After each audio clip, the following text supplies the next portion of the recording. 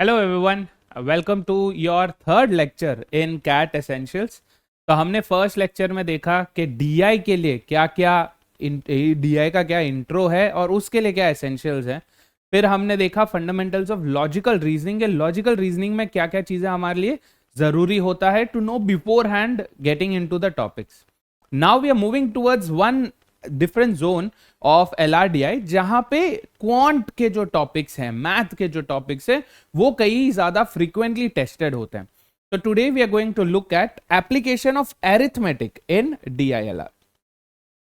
Right, के arithmetic DILR में test होता है या नहीं। Right, now we know very evidently के arithmetic is a very major part of DI, data interpretation, where we have calculations based on percentages, ratios, proportions, averages, mixtures, allegations, and so on. So let's get a little deeper into it and realize कि क्या हमें LRDI, DILR में top करने के लिए do we also need to be good at quant, right? So let's get into that. My name is Amit Surana. I am your DLR expert. I have over 10 years of experience. I am an engineer myself. I am an aeronautical engineer, and I've trained more than just CAT. I've trained people for more than just CAT. I've trained people for GMAT, GRE, and also other management entrance tests. Let's do a quick recap. What we've seen under logical reasoning, fundamentals of logical reasoning, is how language is important, how identifying the kind of clues, conditions that you're going with is important.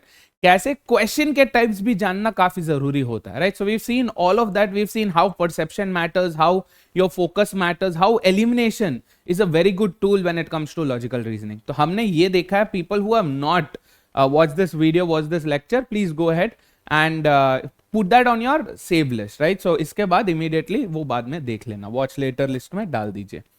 So today, what are the topics that we are going to cover? One, we are going to understand the application of arithmetic in DLR, and to support them, we'll do some examples where arithmetic is tested in DLR. ठीक है? So these are the topics that usually fall under the zone of arithmetic when it comes to quant, right? We have percentages, we have ratios, proportions, averages, mixtures, allocations, work rate and time, and we have distance, time and speed. इसी के under बहुत सारे सब topics आ जाते हैं. For example, when we go to percentages, we have calculation of percentages, application of percentages in terms of multiplicative factor, कैसे successive application of percentages applied, वो सब जो है percentages में आ जाता है. Then we also have other topics जो percentages से related हैं, which would be what? Under percentages, we would have topics like profit, loss and discount, and we would also have simple interest and compound interest as well as instalments, है ना?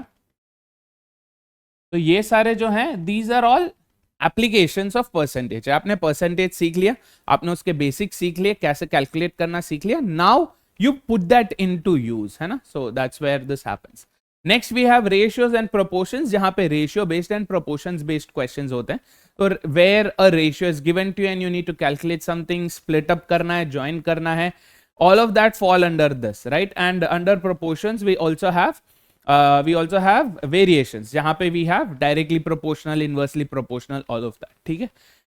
So it may not be, you know, very very important here, but it's good that you also know variations,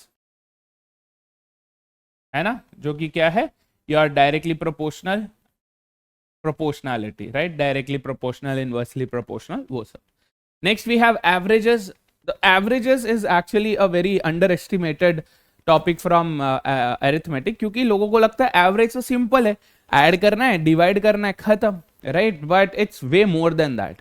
When we talk about averages, and this also came kind of a shocker for people in 2023 slot 1 specifically, जिन्होंने वो set किया था where there was mean, median, mode asked, and then people were baffled क्योंकि फिर वो averages में सिर्फ average पे ध्यान देते हैं, दूसरे जो टॉपिक्स पढ़ाए जाते हैं उस पर ज्यादा फोकस नहीं करते, right? So that was kind of a bummer for a lot of people. But इसी में एवरेजेस के अंडर ही आपके मीन, मीडियन, मोड आते हैं, where mean is basically just your arithmetic average. You have mean, you have median, you also have mode, and then you also have your arithmetic mean, geometric mean, and so on and so forth, right? So I think it depends, कई बार वो arithmetic में cover होता है, कई बार वो फिर नंबर सिस्टम या अलजेब्रा में कवर होता है, where the application there is different, ठीक है. Then we have mixtures and alligations, where we have mixtures जहां पे पता चलता है कि कोई अगर एक पर्टिकुलर बेस लिक्विड किसी रेशियो में है, then any proportion you take out of it will be in the same ratio. Same thing applies with the allegations. Now allegations is one of the most strongest tool that we've ever seen in arithmetic, jahan pe you can actually use this concept of allegations and slow and you know remove all these processes जो आपको slow down करते हैं, especially when you have to deal with linear equations and या आपको किसी दो चीज का रेशियो पता है and you know their concentration and you we have examples to support that, तो हम उसमें उतरेंगे, ठीक है. Then you have work rate and time जहां पे based on same efficiencies, different efficiencies, how wages are you know split among people, वो सब आता है. Then under distance, time and speed you have your you know usual distance, time, speed वाले questions, average speed वाले questions, you have questions based on trains, based on boats, based on effective speed, based on relative speed, races, circular races, सब कुछ है ना. So all of that.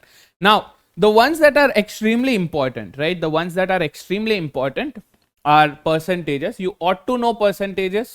आपको percentage calculate करना, apply करना आना ही चाहिए, because without this DI will become very very difficult, है ना. तो ये this is very important. You need to be comfortable with ratios and proportions as well, specifically ratios, क्योंकि ratio based questions आते हैं. If not the entire set is based on ratios, some questions, पूरा set अगर ratio पे नहीं है पर एक या दो questions ratios पे हो सकते हैं, right? So you have to be prepared for that. Same thing applies for averages. Now, like I said, last year 2023 slot 1 में a lot of people were taken aback, but that was actually a doable set, है ना, जो mean median mode वाला था. Then when it comes to mixtures and allegations, now mixtures मैं इसलिए बोल रहा हूँ क्योंकि in 2018 I'm assuming there was one entire set that was based on mixtures, है ना. पूरा set जो है वो मैं लेके आया हूँ as an example, वो पूरा mixtures पे based है. तो an entire set based on a topic of quant, right? That's something new, that's something different. So that's why we also want to focus on mixtures and allegations. And then there is you know work rate and time, distance, time and speed, जहां पे अगर कुछ specifically कोई specific term used है, then they'll obviously talk about that, right? Under ratios में ही आपके partnership वगैरह भी आ जाता है, जहां पे split up करना, combine करना, all that becomes a part of it. So you have to be comfortable at least with percentages, ratios and averages to become a little more aware of the things, a little more certain of the things that happen in your DI. Specifically DI, मैं DI इसलिए specifically बोल रहा हूँ क्योंकि LR में there are topics, there are sets that may not be based on that, but still हम आजकल देखते आ रहे हैं कि there is no pure DI का concept चला गया है ना. So we have LR based DI जहां पे आपको DI में भी logic use करना ही करना पड़ता है. So that's that. अब आगे बढ़ते हैं. Let's get into you know each of these. Let's figure out कि you know how percentages can be a part of a set from DILR. So here is an example. I'll give you about 2 minutes. देखो, पढ़िए, इसे समझिए. See what is going on in the set. This is a previous year question. ये जो है 2018 slot 2 का question है. Go ahead, have a look at this, and then we'll start discussing it.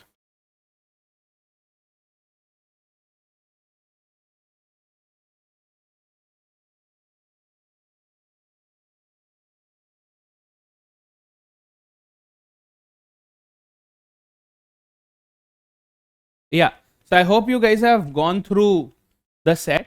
अगर नहीं तो चलिए साथ मिलके पढ़ते हैं. Let's see.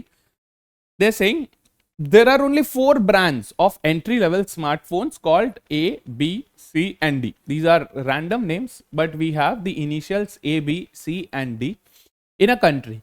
Details about their market share. So market share बोला गया है. Unit selling price, per unit का सेलिंग प्राइस क्या है वो दिया गया है. एंड प्रॉफिटेबिलिटी, प्रॉफिटेबिलिटी क्या है.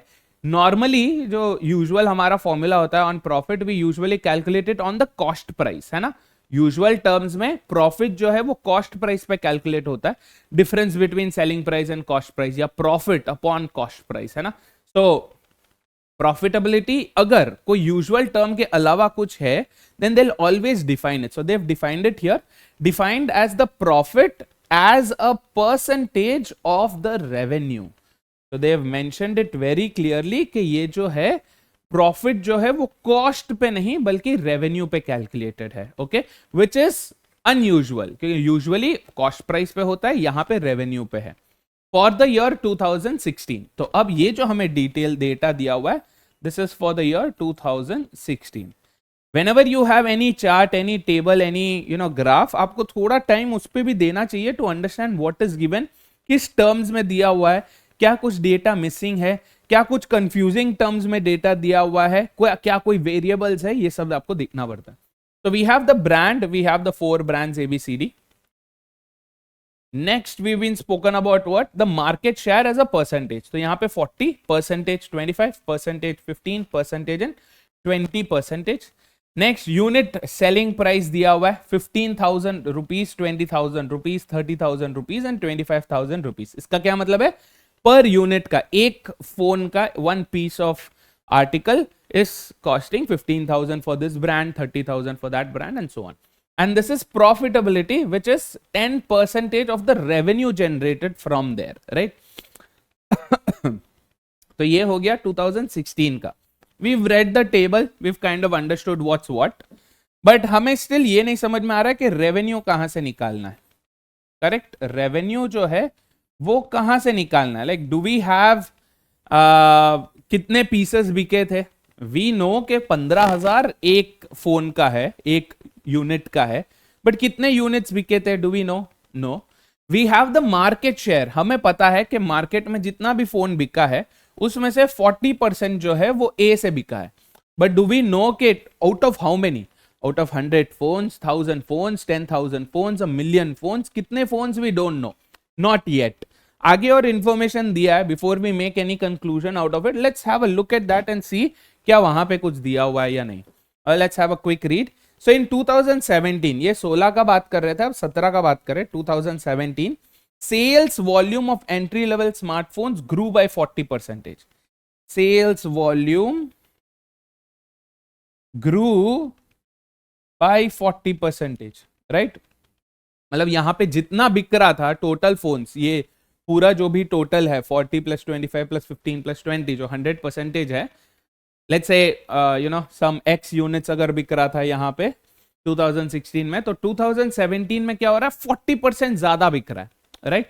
तो अगर हम अस्यूम कर ले कि यहाँ पे 100x फोन बिक रहे थे, 100x फोन बिक रहे थे इन 2016, तो यहाँ पे क्या बोल रहे कि 2017 में, 2017 में we had 40% more phones being sold.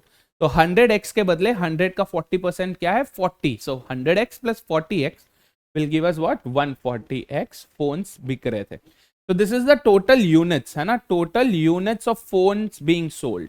100x units and यहाँ पे we have 140x units of phones being sold.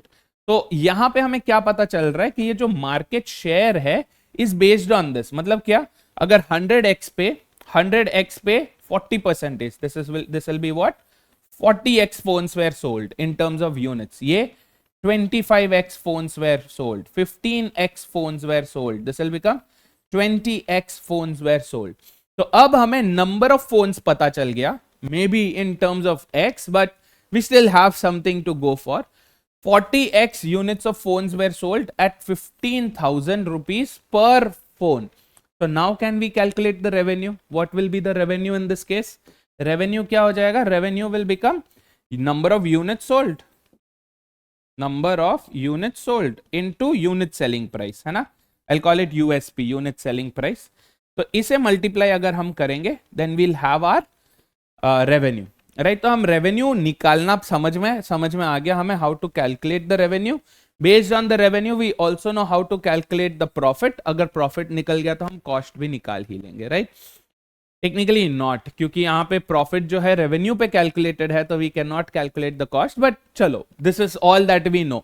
We can calculate the revenue, we can calculate the profit, yes, but it will be based on some variable x. तो यहाँ पे यहां पे it will be based on this variable x, और वहां पे it will be based on that variable x. तो x का वेरिएबल है दोनों केसेस में. आगे बढ़ते हैं, let's see what we are seeing here. आगे हमें ना कुछ चेंजेस दिया गया. दे सेइंग दैट जो ब्रांड C है offered a 40% discount on its unit selling price. 40% discount दिया था उन्होंने यूनिट सेलिंग प्राइस पे in 2017, which resulted in a 15% increase in its market share. Each of the other three brands lost 5% of the market share. However, the profitability of C came down to half of its value in 2016. So they're saying ये जो data है ये 2016 का है, यही same अगर 2017 का निकालें तो ये चेंजेस है. तो instead of directly giving the data for 2017 as a different table, उन्होंने क्या किया, वही सब कुछ टेक्स्ट में दिया है एज चेंजेस. यहां पे किस चीज का नॉलेज होना बहुत ज्यादा जरूरी है?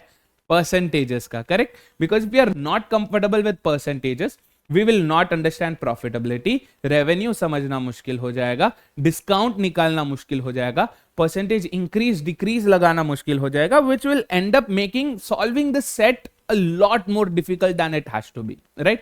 Technically ये जो set है it comes under one of the easier ones, one of those sets जो आप आसानी से solve कर सकते if you can do some small calculations, right? So whenever you come to sets like this, आपको पता है percentages जानना जरूरी है. So before even you know that opportunity comes, आपको पहले से prepare रहना चाहिए. Hence this entire lecture based on why arithmetic is important for DILR. ठीक है.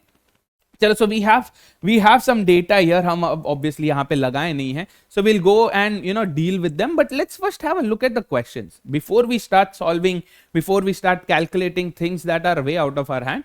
हमेशा ध्यान में रखो कि questions देख लो, right? Because the approach is set by the questions. So we have 4 questions here. ये बोल रहे the brand that had the highest revenue. Revenue ढूंढना है 2016, बट वैल्यू नहीं पूछा है. आपको याद है हमें x में मिला था, right? Have a look at this. x में मिला था 40x 25x. तो अब जब मैं 40x और 15,000 को मल्टीप्लाई करूंगा, then also I will get the value in terms of x only, right? But यहां पे क्या डील है? यहां पे डील है that you only have to calculate किसका हाईएस्ट था. You don't have to find out the actual value, which will become impossible, क्योंकि रेवेन्यू के बारे में कुछ बोला नहीं है, मार्केट शेयर के बारे में कुछ बोला नहीं है. The x still remains hidden, है ना? तो यहां पे क्या है? हाईएस्ट रेवेन्यू पूछा है. So based on x we can do that comparison. Possible है ये आंसर करना. सुपर.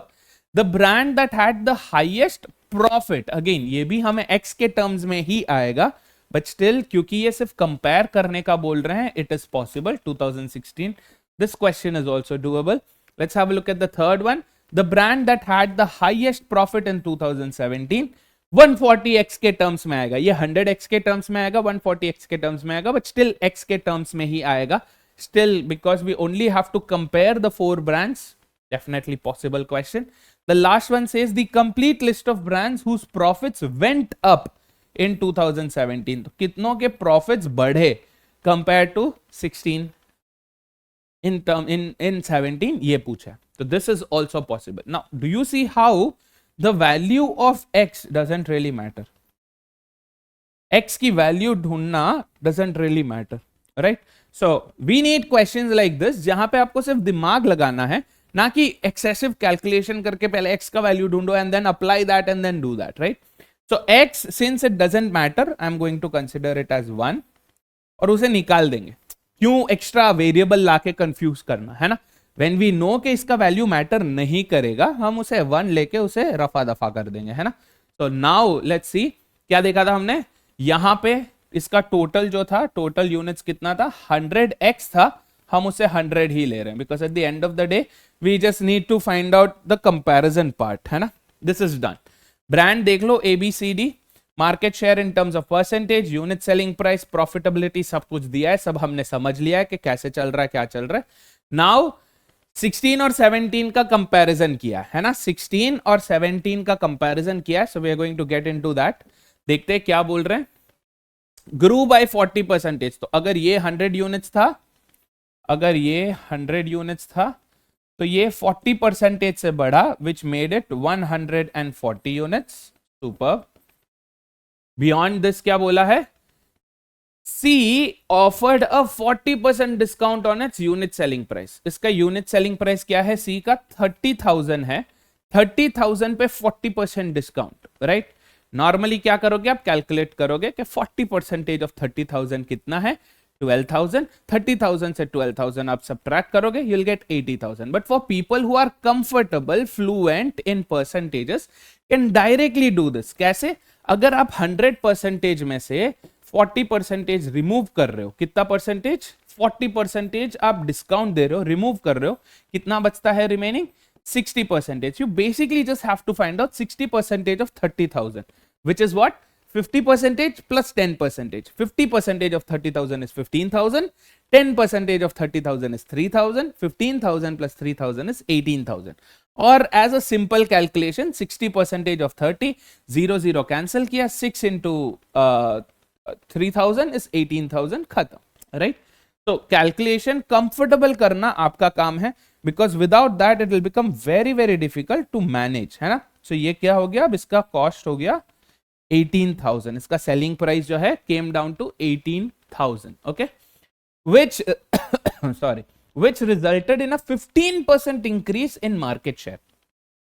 ऑलरेडी 15% है, 15% पे 15 इंक्रीज हुआ ना. आप सोचोगे sir 15% increase, people who are comfortable, आप पूछोगे सर क्यों 15 पे आप 15% इंक्रीज नहीं कर रहे? मतलब 15 का 15%, which is basically what, 225, right? So 2.25 आप इंक्रीज कर रहे हो, 17.25% क्यों नहीं हुआ? No, because they are saying कि 15% जो इंक्रीज है is on what? Is on the market share, right, which is already in terms of percentages. So ऐसे नहीं होगा यहाँ पे. This is the biggest trouble that a lot of people had in this kind of a question. तो जब terms already percentage में दिया है and बोल रहे कि वो percentage में ही increase हुआ है, some percent में increase हुआ है the base value पे, तो then that becomes the same. तो 15% पे क्या हुआ? 15% increase, which made it 30%. Yes, ये हो गया 30%. And what are they saying? Each of the other 3 brands lost 5% of market share. पहले 40 था, अब 35 हो गया, 5%. 5 reduced. 25 से 5 reduced became 20. 20 से 5 reduced became 15. At the end of the day, चल क्या रहा है? मार्केट शेयर का टोटल 100 से ज्यादा नहीं हो सकता. मार्केट शेयर का टोटल जो है वो 100 से ज्यादा नहीं हो सकता, क्योंकि मार्केट 100% का है, उससे ज्यादा आप कैसे कर रहे हो? Right? And market share, market जो है has to be a total of 100, क्योंकि बोला है कि ओनली 4 ब्रांड्स है. तो ऐसे नहीं कि 80 पे 70 पे 90 पे आ गया, नहीं, has to be 100 because they saying there is only 4 brands, right? सब ऐड करके देख लो. This comes up to 40 plus 40 80 plus 20 100. This comes up to what? 50 plus 50 100. तो at the end of the day it is still the same. यहां पे जो 15% बढ़ा था वो यहां से 5 5 5 काट के बढ़ा था, right? That's the ideology behind this. Okay, now moving on, each of the other 3 lost 5% हो गया. However, the profitability of C came down to half its value. पहले कितना था प्रॉफिटेबिलिटी? 40 था, अब उसका हाफ हो गया, मतलब it became 20. Yes, profitability became 20% now. Okay, the unit selling prices of other 3 brands and their profitability remained the same in 2017 as they were. तो बाकी जो भी वैल्यूज हमने अभी तक नहीं लिखा है वो they are exactly the same as they were earlier. मतलब क्या? ये 15,000 है तो ये 15,000 ही रहेगा, ये 20,000 ही रहेगा और ये 25,000 ही रहेगा. एंड प्रॉफिटेबिलिटी ऑल्सो सेम रहेगा. ये 10 था तो ये भी 10 है, वो 30 था तो ये भी 30 है, और ये 30 था तो भी ये 30 ही है, right? Now the next thing comes calculation, क्योंकि हमने क्वेश्चन में देखा है, क्वेश्चन में रेवेन्यू पे क्वेश्चंस है. We need to calculate the revenue. Revenue calculate होगा तभी we will be able to calculate the profit. Yes, in terms of rupees, है ना, क्योंकि परसेंटेज में है, रुपीज में पूछा है. सो to calculate revenue, to calculate profit, we'll have to deal with these numbers. तो हम क्या कर सकते हैं यहाँ पे? I don't like decimals, क्योंकि decimals जब भी हम include करते हैं तब कुछ ना कुछ mistake हो ही जाता है, even if you're using the calculator, right? Even if you're super careful, sometimes a mistake can sneak into it, right? It's sneaky mistakes jo hote hain, that is what causes a lot of chaos and confusion. So to avoid that, avoid decimals as much as you can wherever possible. But अगर लग रहा है कि नहीं यार इसके बिना अब नहीं हो सकता है, then that's that, right? So yeah, let's have a look at this. What can we do to reduce the amount of calculation that we do here? ये जो zeros हैं, क्योंकि zeros also cause a lot of confusion and calculation mistakes. 2 zero डाल देते हो, 3 के बदले 4 लग जाते, 3 के बदले कई बार जीरोस को कंसिडर करना ही भूल जाते हैं. When all of these issues happen, stay safe, stay away from zeros. तो क्या करोगे? 3 zeros है, we know 1000, that's 1000. 1000 को हम क्या करेंगे? K के टर्म्स में लिखेंगे, है ना? तो ये हो गया 15K, 20K, 30K, 25K, ये हो जाएगा 15K, 20K, 18K and 25K. Makes it a little easy. हमने एक वेरिएबल x तो ऑलरेडी हटा ही दिया था because we did not want to get involve in things that confuse us. तो x को हमने 1 लेके उसे हटा ही दिया था. The only reason why we are calling this 100 and 140 is because we don't want to involve decimals, but we have an extra zero. तो अगर आप चाहो तो आप इस जीरो को और इस जीरो को निकाल सकते हो. You can call it 10 units and then this will be 14 units. But इसमें प्रॉब्लम क्या होगा? जब आप 10 यूनिट्स बोलते हो, 10 यूनिट्स का 25% is going to be 2.5 units. Doesn't make sense, है ना? नंबर ऑफ यूनिट्स डेसिमल में कैसे होता है? एक फोन दे सकते हो, 2 फोन दे सकते हो, 3 दे सकते हो, 2.5 फोन कैसे दोगे? 2 and a flip 1 कैसे चलेगा, right? So that's why I kept it 100 and 140 instead of 10 and 14, right? Otherwise जहां पर भी पॉसिबल था वहां पे हमने जीरोस को हटाया है, डेसिमल्स को अवॉइड किया है, वेरिएबल्स को भी हटाया. So there is hardly any scope for any calculation mistake. अब अपना काम क्या है? To go ahead with the rest of it, right? तो ये डेटा हमें मिल चुका है. This is the data for 16, this is the data for 17. Now we are going to do the things based on what the questions are asking us. वैसे तो हमें पता है क्वेश्चन रेवेन्यू और प्रॉफिट के बेस पर है, तो we have to calculate that, but let's calculate it while answering the questions, ठीक है? तो let's have a look at the first question जो 2016 के रेवेन्यू की बात कर रहा है एज अ कंपैरिजन. तो 100 के टर्म्स में है अपना, that means this will become what? This will become 40, ये हो जाएगा 25 यूनिट्स, नंबर ऑफ यूनिट्स, ये हो गया 15 यूनिट्स एंड ये हो गया 20 units. This is 15K, 20K, 30K, 25K. ये प्रॉफिट है, प्रॉफिट की अभी जरूरत नहीं है. We are not looking at profit right now, we just want to find out the revenue. तो रेवेन्यू कैसे कैलकुलेट होगा? Revenue will be what? 40 into 15K, है ना? 40 into 15K, 20 into 25K. This is how we are going to go with it, right? Again, the thing is, if you want to go with 100 and then do it, या percentage में ही calculate करना है, that's all up to you. So, ये calculation आसानी से हो जाएगा. 4 into 15, right? 4 revenue calculate करना है. 40 into 15,000 करना. Imagine the confusion we'll have with the zeros, right? So instead, 4 into 15 is 60 and then a 0, 600K. हो गया. See how this K makes it so simple for us to, do the calculation, है ना? वरना zeros में ही दिन बीत जाता है. If you are never comfortable, अगर आपको comfort नहीं आ रहा है, सर manual calculation comfort नहीं आ रहा है, I am not feeling comfortable with it, two things. One, obviously CAT gives you an on-screen calculator. आपके on-screen calculator CAT provide करता है, which will make it easy for you to do the calculation. But ये जो छोटे छोटे calculations है, simple multiplications जो है, I think you should start becoming comfortable with them. क्योंकि चलो CAT में on-screen calculator है, but what about that? What about other management entrance tests जो on-screen calculator नहीं देते हैं? Then you're going to have a hard time doing the simplest of the calculation under pressure. So my recommendation, day 1 से जो simple वाले calculation है कर लो. जो complex लग रहे हैं, जहां पे decimals involved है, fractions involved है, you don't want to take a risk. There you can, make the calculator your last resort, है ना? तो अब ये simple है. 25 into 2 is 50. एक और 0 add करो and then a K, 500K. Simple. 15 into 30 is 450 and then a K. 20 into 25, we've done 25 into 20, 20 into 25, one and the same thing, so we have 500K, right? So here, what are we supposed to find out? We're supposed to find out the highest revenue.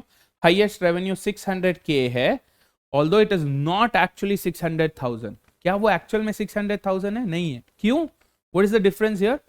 600k is when the assumed value is 100. अगर हम इसे 100 लेते हैं तब वो 600k है।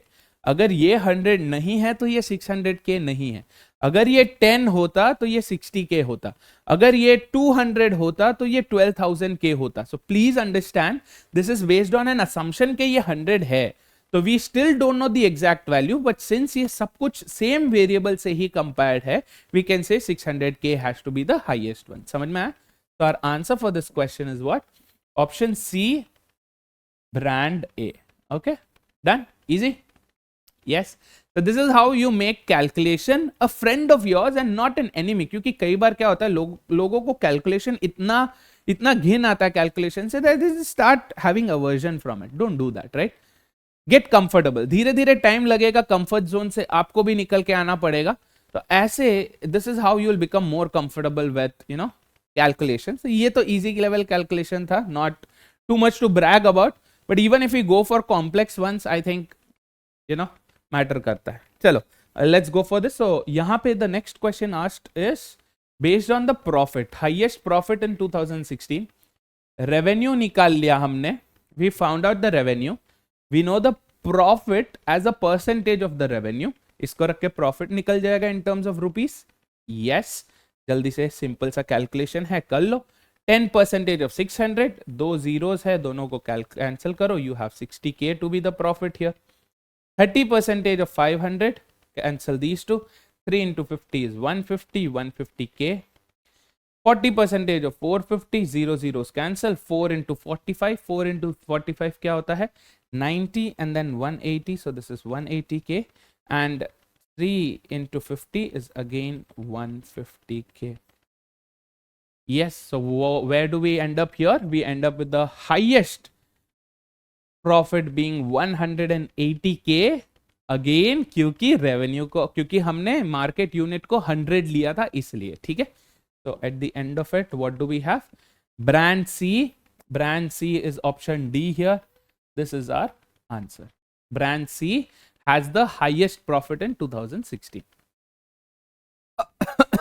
So अब 2016 का हमने रेवेन्यू भी निकाल दिया था, प्रॉफिट भी निकाल दिया था। Only since we have the revenue we can calculate the profit, है ना? Something similar will have to do here also. The brand that had the highest profit in 2017, आपको बेसिकली क्या करना है, पहले रेवेन्यू निकालना है। रेवेन्यू कैसे निकलेगा? 35 into 140. Please understand this is very very important here कि ये जो 35% है, this 35% is not 35 units. Previous case में ऐसा हुआ था कि 40% इज 40 यूनिट्स। क्यों? क्योंकि 100 पे था, 100 का 40%, बट यहां पे क्या होने वाला है, 140 पे आपको कैलकुलेट करना है, राइट? 140 पे कैलकुलेट करना। तो here is where the calculation will become difficult. 140 का 35% निकालना है, 140 का 20%, 140 का 30%, 140 का 15%। अब यहां पे आई वुड से अगर आपसे नहीं हो रहा है, कंफर्टेबल नहीं लग रहा है, then go ahead and maybe try doing the calculation through calculator. But अगर ये जैट में आता है तो क्या करोगे? Yes, so here is what you will be doing. First things first, finding out 10% of any value is very easy. 140 का 10%, I will do it here so that आपको समझ में आए मेरे दिमाग में कैसा कैलकुलेशन चल रहा है। तो 140 है, 140 का 10% हम ढूंढ रहे हैं। क्या होता है? 10% इज 1/10, मतलब 14, है ना? वही अगर मैं दो बार करूं, 10% एंड 10%, 2 times 14 एंड 14 क्या है? 28। What is 28? 28 is nothing but the 20% of it. समझ में आ रहा है आप लोगों को? 10 + 10 20, 14 + 14 28। So what do we have now? We have 20%. We have 20% of 140, which is 28. Feeling this? या सिंपल कैलकुलेशन क्या होगा यहाँ पे? What will be the simpler calculation? ये 0 और ये 0 को काटो, 14 into 2 28, खत्म, right? Do the same thing, एक और 14 ऐड कर लो, 28 पे 14 ऐड कर लो, या 14 into 3 42, खत्म। Getting this? Now what about 15%? 15% से कैसे डील करेंगे? 15% इज व्हाट? 10% + 5%। 10% है हमारे पास, 5% ढूंढना है। 10 का हाफ है 5, 14 का हाफ है 7। So what do we have? 14 plus 7, 21 is 15%. See how easy this becomes. अगर आपको नहीं समझ में आ रहा है सर, नहीं हो रहा है सर, ये हम कैलकुलेटर ही यूज करेंगे, go for it. 15 into 140 divided by 100 is 21, right? अब ये जो प्रोसेस है 15 then multiply with something by 100, so 15 by 100 का जो प्रोसेस है वो आप डायरेक्टली कर लो, so that you save one extra step. So you do 0.15 into 140, you get 21, है ना? या 1.5 into 14, जीरोस को आप बैलेंस आउट कर रहे हो, यहां का एक जीरो इधर भेज रहे हो, सिंपल एज दैट. ठीक है, तो अब जैसे भी कैलकुलेट कर रहे हो, what ever is your process of calculation, go at it, but I would say start getting comfortable with manual calculation. अब 35% कैसे निकालेंगे? 30 plus 5%, 30 हमारे पास है 42, उस पे हम 7 ऐड करेंगे 49, और even easy 35 क्या है? 20 plus 15, so 21 plus 28, 49, right? So you can do these calculations manually, but only if you get comfortable with it. तो अब शेयर तो निकल गया बॉस, कितने यूनिट से निकल गया. अब हमारे पास यूनिट सेलिंग प्राइस, अब इसका कैलकुलेशन करना. Now this is where it becomes annoying, क्योंकि अब हमें क्या करना है, we have to do 49 into 15, 28 into 20 seems easy, 21 into 18, 21 into 25. Two digit numbers का मल्टीप्लीकेशन कीप्स गेटिंग कॉम्प्लेक्स. तो यहां पे यू कैन इधर go for your manual calculation, अगर आप कर सकते हो. Mental calculation, do 50 into 15 and then subtract 115 from there, whatever you are comfortable with. But CAT में since there is a calculator, जब इस लेवल का complexity आ जाता है जहां पे there is high scope of making mistakes, go for the calculator, right? यहां पे आपको नहीं सोचना है about whether or not to do the calculation, right? So what do we have? 49 into 15k, so we have what? 735. यहीं पे मैं directly profit ढूंढ लूंगा. 10% of 735 is 73.5. Yes, same way next 28 into 20 is 560. 560 का 30% ढूंढना है. I will not take the risk, I will do 28 into 20 का 30%, which comes up to 168. Yes, तो ये 168k है. यहां पे वेदर और not we write the revenue, it doesn't matter, but लिख लो 560k, राइट? सब जगह पे k है, इट्स इन थाउजेंड्स. 42 into 18, 756, उसका 20% is 151.2. यहां पे if you want you can also do these kind of questions by comparison. But क्या है, you can do the first question by comparison, second by comparison, third by comparison, fourth में थोड़ा सा difficult लगेगा आपको, है ना? चलो, let's do 21 into 25. This comes up to 525.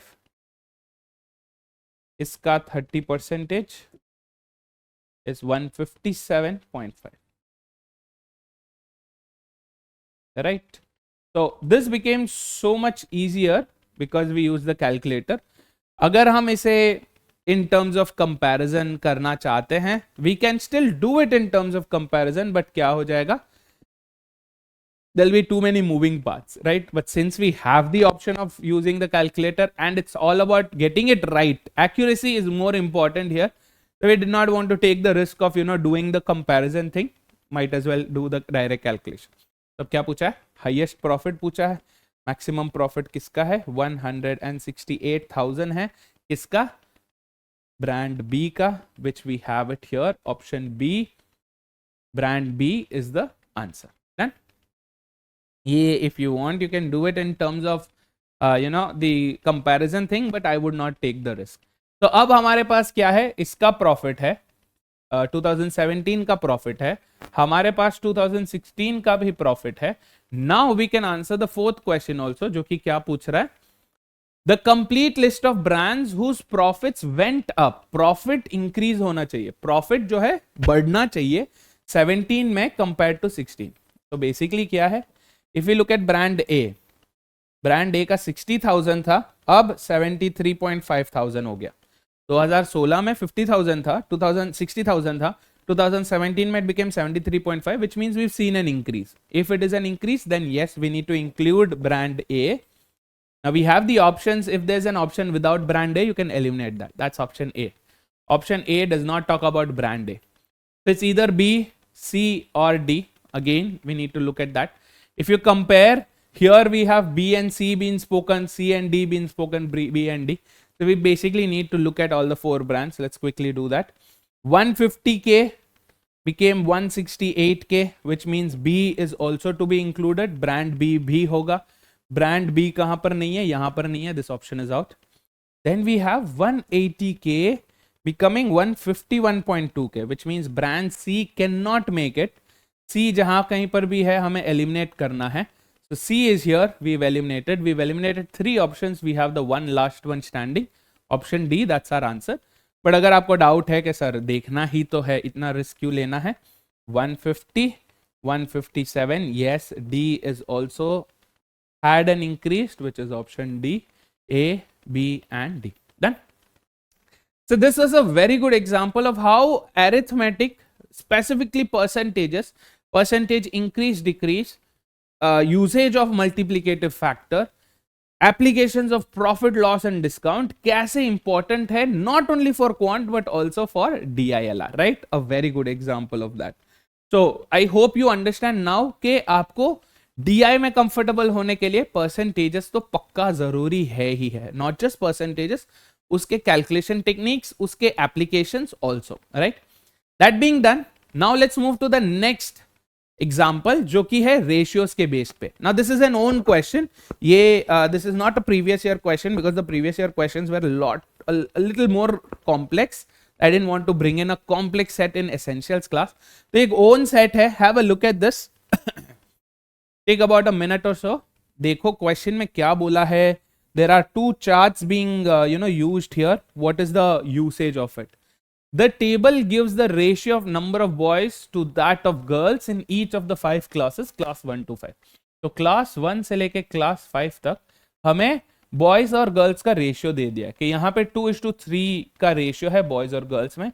That does not mean there are 2 boys and 3 girls. For every 2 boys there will be 3 girls. That means what? अगर 2 boys है तो 3 गर्ल्स होंगे. 20 बॉयज है तो 30 गर्ल्स होंगे. 4 बॉयज है तो 6 girls होंगे. The ratio, right? This is very important. Here it is 4:5, 7:3, 11:6, 2:7. So this is something that's given to us. आगे दे रहे हैं, the graph below gives the total number of students as a sum of students from class 1. What does it mean? यहाँ पे क्या दे रहे हैं? Here the graph, this is a bar graph. We have 4 bars here. The y-axis has classes 1 से लेके 5 तक. The x-axis doesn't have anything. And they're saying what? कि यहाँ से यहाँ तक. So what is happening? 539 is basically what? Class 1 plus 2 plus 3 plus 4 plus 5. This is 539. समझ में आ रहा है? As a sum from class 1, right? Class 1 से लेके class 5 तक. I hope you're getting this. ये 449 क्या है? 1 plus 2 plus 3 plus class 4 is how much? 449. Then we have class 1 से लेके class 3. Class 1 plus class 2 plus class 3, we have it as what? 313. And then we have class 1 से लेके class 2. Class 1 plus class 2 comes up to what? 203. Right? So we have 4 equations. We have 5 variables. Normally to solve 4 equations, normally to solve 5 variables, we need 5 equations, है ना? 5 या 5 से ज़्यादा equations चाहिए ही चाहिए होते हैं. So we have 4 equations here. Do we have one more? Always read the complete question before coming to any conclusion. For example, अभी यहाँ पे example दिया, हमने तो पढ़ा नहीं क्योंकि obviously, but always read this, okay? Sum of the students from classes 1, 2 and 3 is 313. तो 313 क्या था? Class 1, class 1, class 2 and class 3 का sum. समझ में आया? Correct? Also, class 2 has 13 more students than class 1. बाप रे. Now we have the 5th equation also. Class 2 has 13 more students. मतलब क्या? Class 2 minus class 1. Class 2 minus class 1 is 13. So for 5 variables, we have 5 equations. 2, 3, 4 and 5, बस अब इसको रख के we can find out individual class में कितने students थे टोटल, उसको रख के वी कैन फाइंड आउट हर क्लास में कितने बॉयज और कितने गर्ल्स थे, right. This is the entire ideology of the set. But is before we get into solving them and finding out, let's see what do we need. 4 questions है.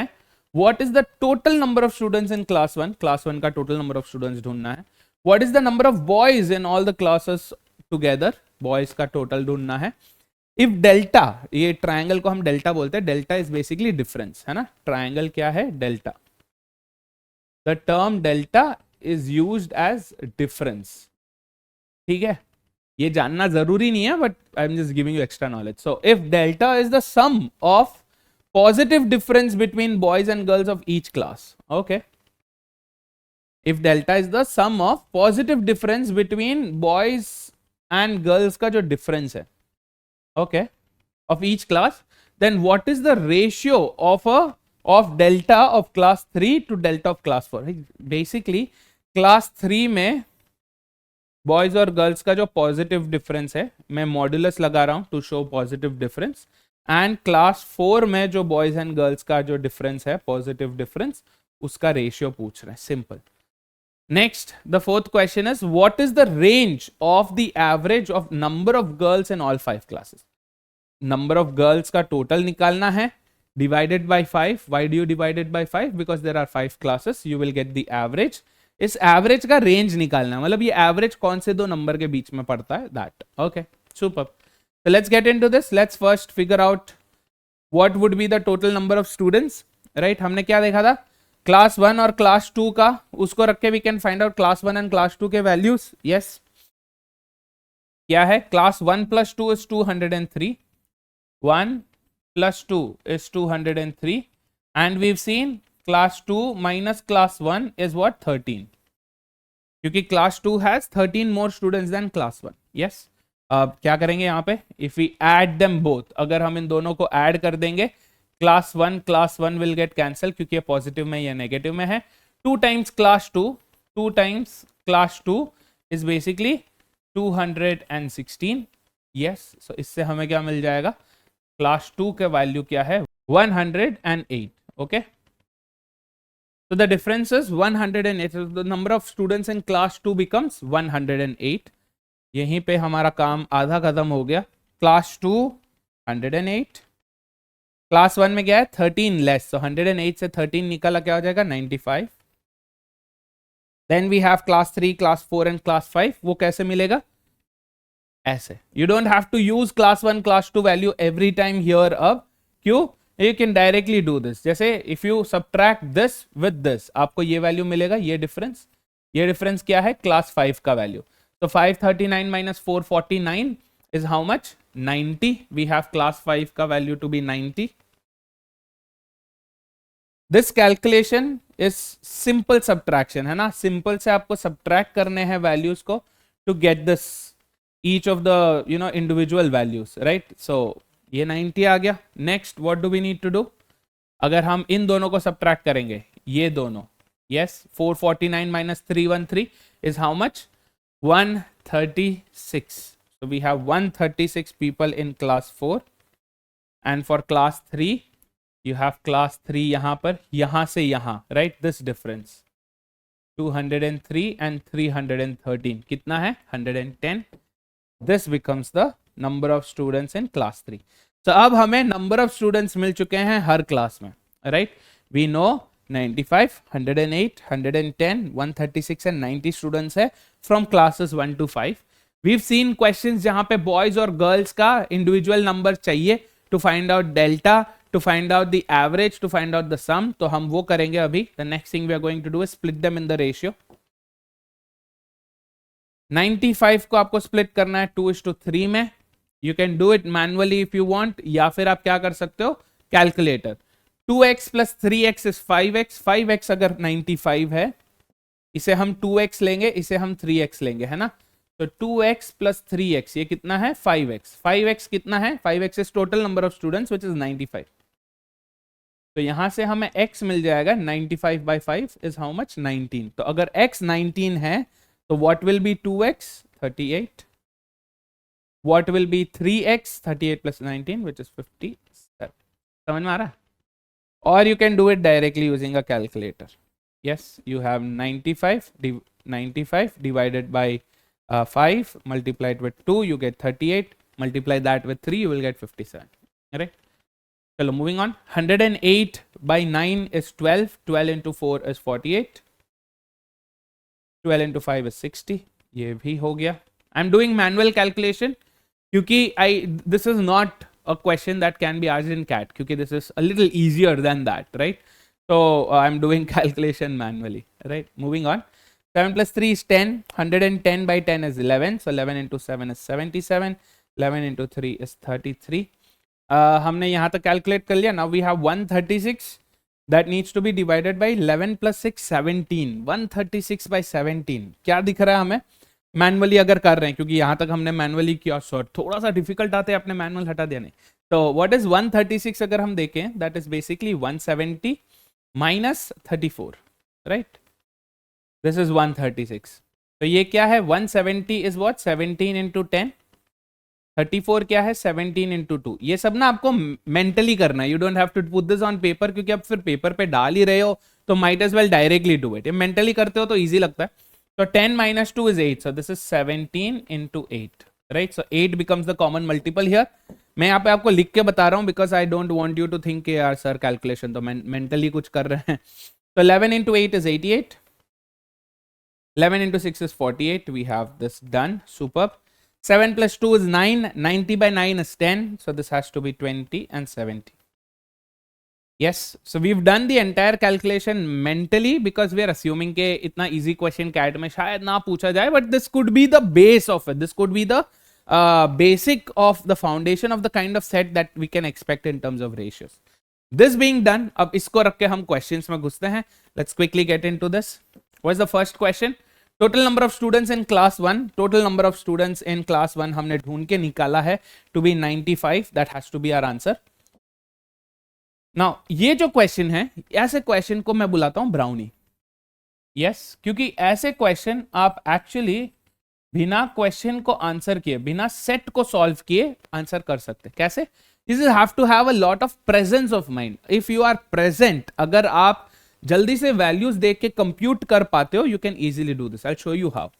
First things first, हमें पता है boys and girls का ratio क्या है? 2:3. रेस, yes. So 2x and 3x. So total number of students will be 2x plus 3x, which is 5x. That means it has to be a multiple of 5. Since the total number of students in class 1 has to be a multiple of 5, 108 is not a multiple of 5. This can never be the case. We cannot have number of boys and girls to be in decimals, right? Fractions में नहीं हो सकते. So this is out. We have 95, 85 and 45. अब इसमें से guess करो, but then that's a very bad thing, right? क्योंकि 3 option है sir. 33.3% chances of getting it, right. Only 33.3. 66.6% chances of getting it wrong. So we don't want to take that risk. Obviously not. What's the next thing we know? हमें पता है कि ये अगर class 1 का value है, if this is class 1 का value, class 2 का कितना होना चाहिए? Plus 13, correct? क्योंकि class 2 में class 1 से 13 ज्यादा स्टूडेंट्स है. तो what will we get? 45 plus 13 is what? 58. यहां पे क्या होगा? 98 plus, plus. And then here we have plus 13 to be 108. Again, what do we compare it with? The ratio of boys and girls in class 2. Ratio of boys and girls in class 2 क्या है? 4:5. 4x plus 5x. 9x के terms में, मतलब multiple of 9 होना चाहिए. क्या 58 9 का multiple है? जी नहीं. Option A is out. क्या 98 9 का मल्टीपल है? No. Option B is out. क्या 108 9 का मल्टीपल है? Yes it is 12 times. So option C is our correct answer. Technically this question you can answer without even getting into solving the equations and doing it. इसे हम brownie बुलाते हैं. These kind of questions are what you can use when you have very little time left. अगर आपका timer भागे जा रहा है, you just have to identify the brownie questions asked in any of the sets and then do it. इसमें आपका time बच जाएगा and you don't have to solve the entire set. पूरा सेट आपको सॉल्व करने की जरूरत नहीं है to answer this. चलो moving on. Let's go to question 2 now. What is the number of boys in all classes, all 5 classes together? यहाँ पे क्या सीन है? This is a theta question, यहाँ पे आप गैस वगैरह नहीं कर सकते, राइट?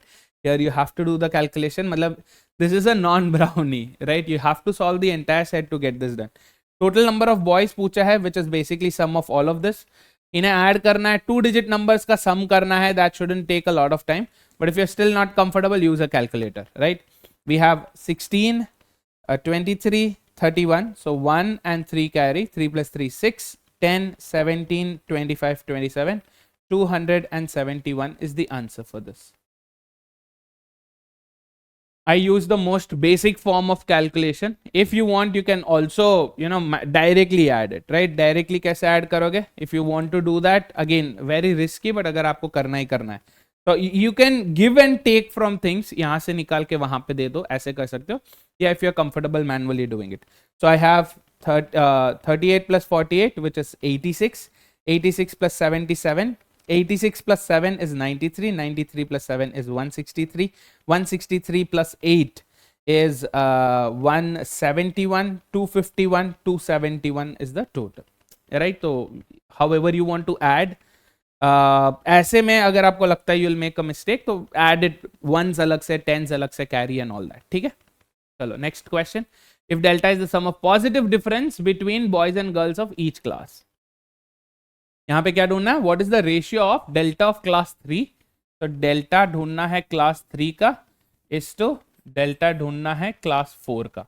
मतलब क्या? बॉय माइनस गर्ल का डिफरेंस पॉजिटिव डिफरेंस, यहां पे भी बॉय माइनस गर्ल का difference positive. What does positive difference mean? सबसे पहले पॉजिटिव डिफरेंस का मतलब क्या है कि अगर मेरे को, let's say the question is asking find the difference between 3 and 5, तो हमारा नॉर्मल जो यू नो सब्ट्रैक्शन होता है, हम क्या करते हैं? 3 minus 5 करते हैं, which comes up to be -2. But since यहाँ पे पॉजिटिव डिफरेंस बोला है, find the positive difference.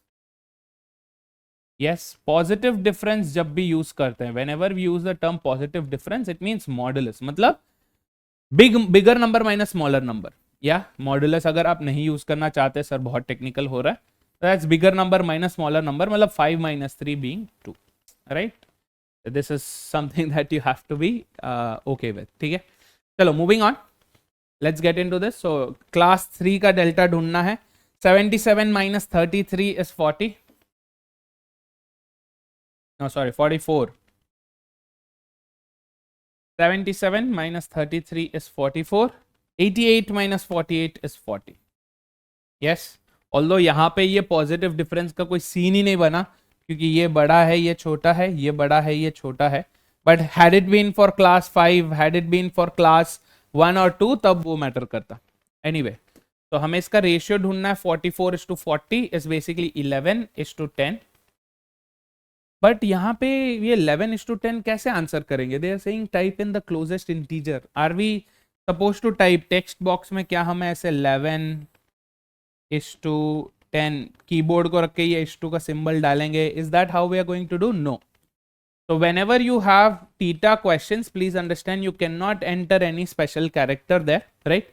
So you need to know something about ratios, जो कि क्या है कि A:B is nothing but A upon B, A by B, right? So what are we doing? 11:10 is basically 11 by 10, which comes up to be 1.1. अब ये क्या बोल रहे हैं? 1.1 के जो क्लोजेस्ट इंटीजर है, 1.1 से क्लोजेस्ट इंटीजर वो टाइप करना है. So whenever the deal is about closest integer, you need to understand something. क्या? If the value is 0.5 and above, greater than or equal to, यहां पे मैं 1.1 के हिसाब से लिख रहा हूं, ठीक है? 1.5 उससे ज्यादा, 1.5 and उससे ज्यादा अगर है, तो then you will take the closest integer to be 2.